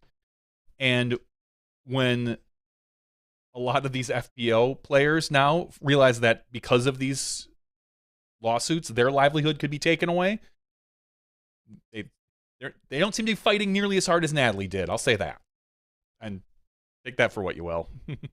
I'll be curious to see how it goes from this point out. So I think that's a good conversation that we can be done with. And until next week, when something changes and there's a new event or there's a new turn of some sort of news that we get to talk about, we'll see how it goes. All right. Next week, real quick, just to throw it out there, Mid-America Open is taking place and will be a silver event. We'll see how heavy or light the competitive rankings are among them. I saw Nico LaCastro make a post today. It looked like he was out there practicing. I think so. Obviously, if you didn't travel internationally, I feel like you're much more likely, not guaranteed, but you're definitely more likely to be present for this weekend's Mid-America Open. So best of luck to all those competitors coming up. It will be a silver event. Guessing, I don't know who's on.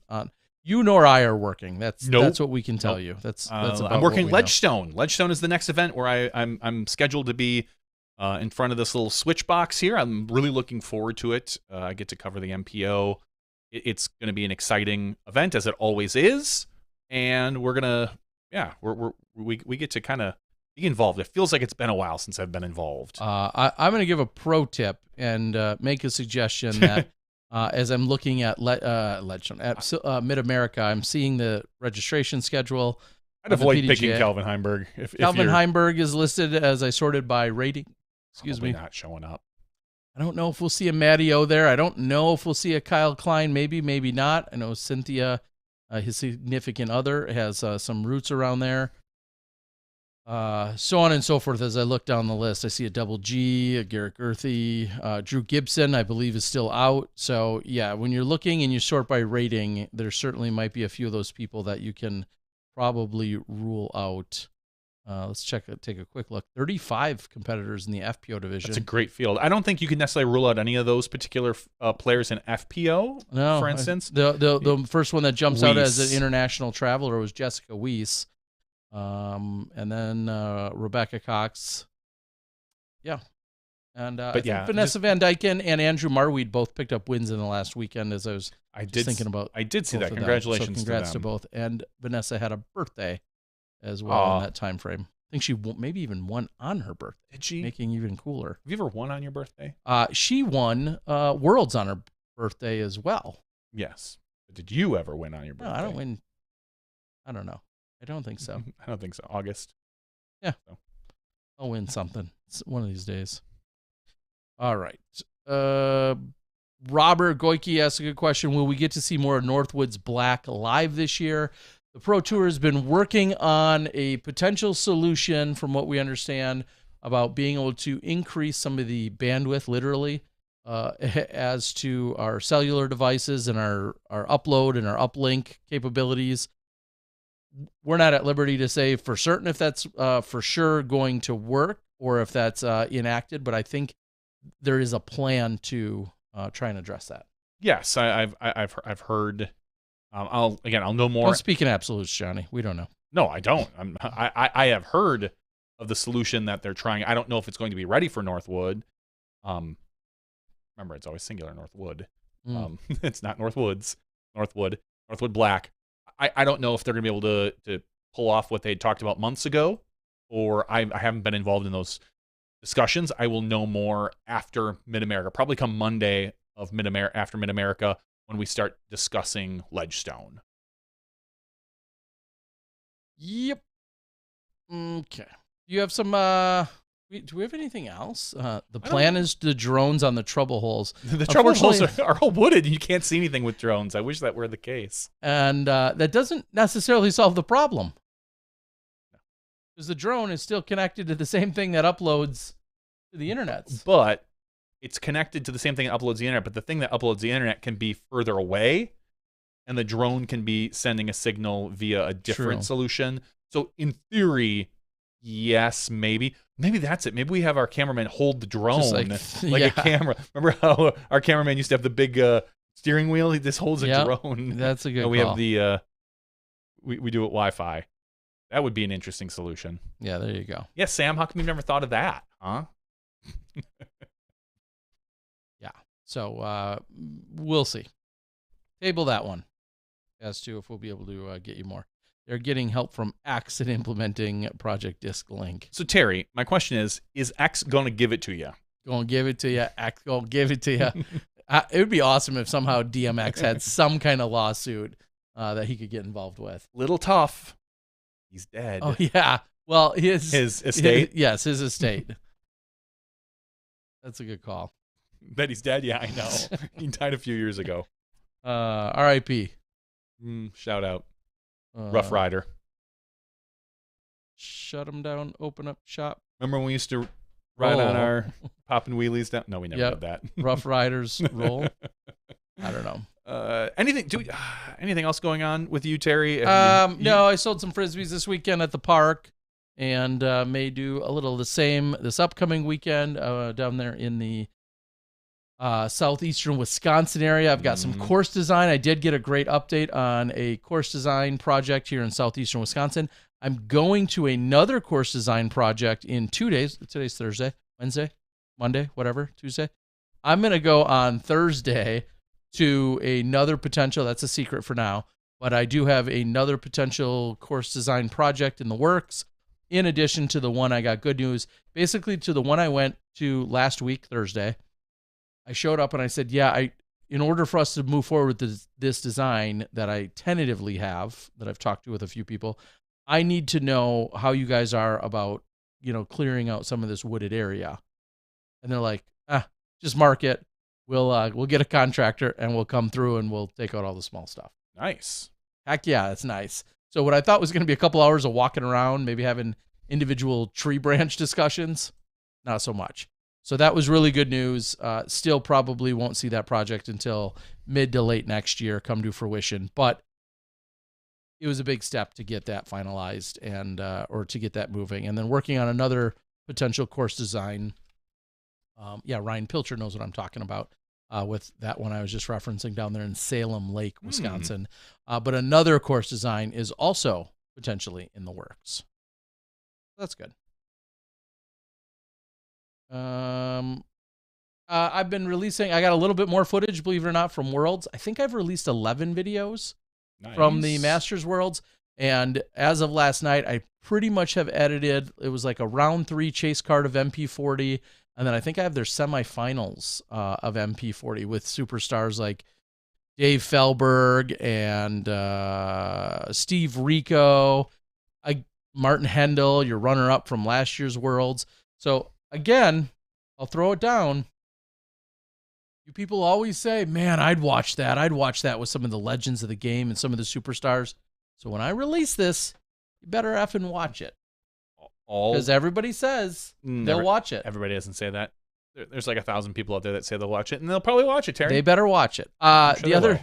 Some people are really enjoying. We got the final 7 or 8 holes up from the MP70 group, their final 9, which was really actually a nail biter, and got the Watch the Champ crown, and people are watching that. So it does kind of back up the idea that if we put out some quality footage.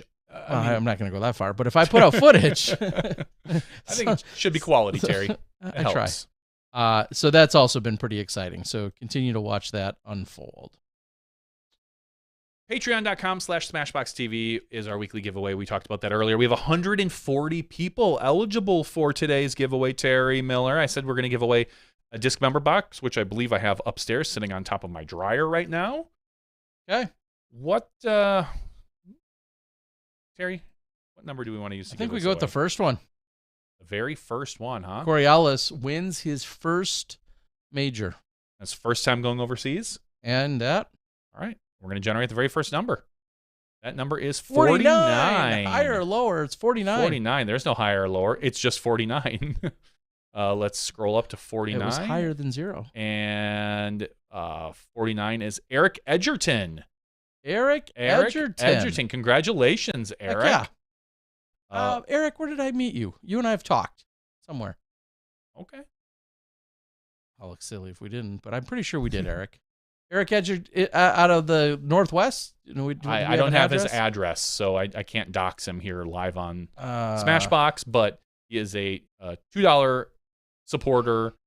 Huge shout out to Eric Edgerton. He's been a supporter for quite a while. So thank you very much, Eric. That's exactly okay. Love it. Thank you, Eric. Appreciate it. I talked to Eric at DDO. And I was right. Out of the Northwest, Pacific Northwest. Yeah, I believe we talked to Eric at DDO a couple years ago. There you go. See? We love our Smashies. Love ya. Eric has won before. Yes, he has. It is possible to win more than once. I'll have to look. I can look at the last time he won because I send every winner to Terry. Let's look at the last time he won. That email's not checking out. Maybe he hasn't. That email is not coming Unless up. he updated his email recently. If he updated his email, then we may not know. Are you going to find him in the... No. Well, maybe he hasn't won. Maybe he hasn't won. That'd be wild. Yeah. He's a winner just by playing along every week with us. He's a winner by donating to Patreon, by donating to us through Patreon. Our Patreon specifically. Yeah, other Patreons. I would avoid him like the plague. What do they know?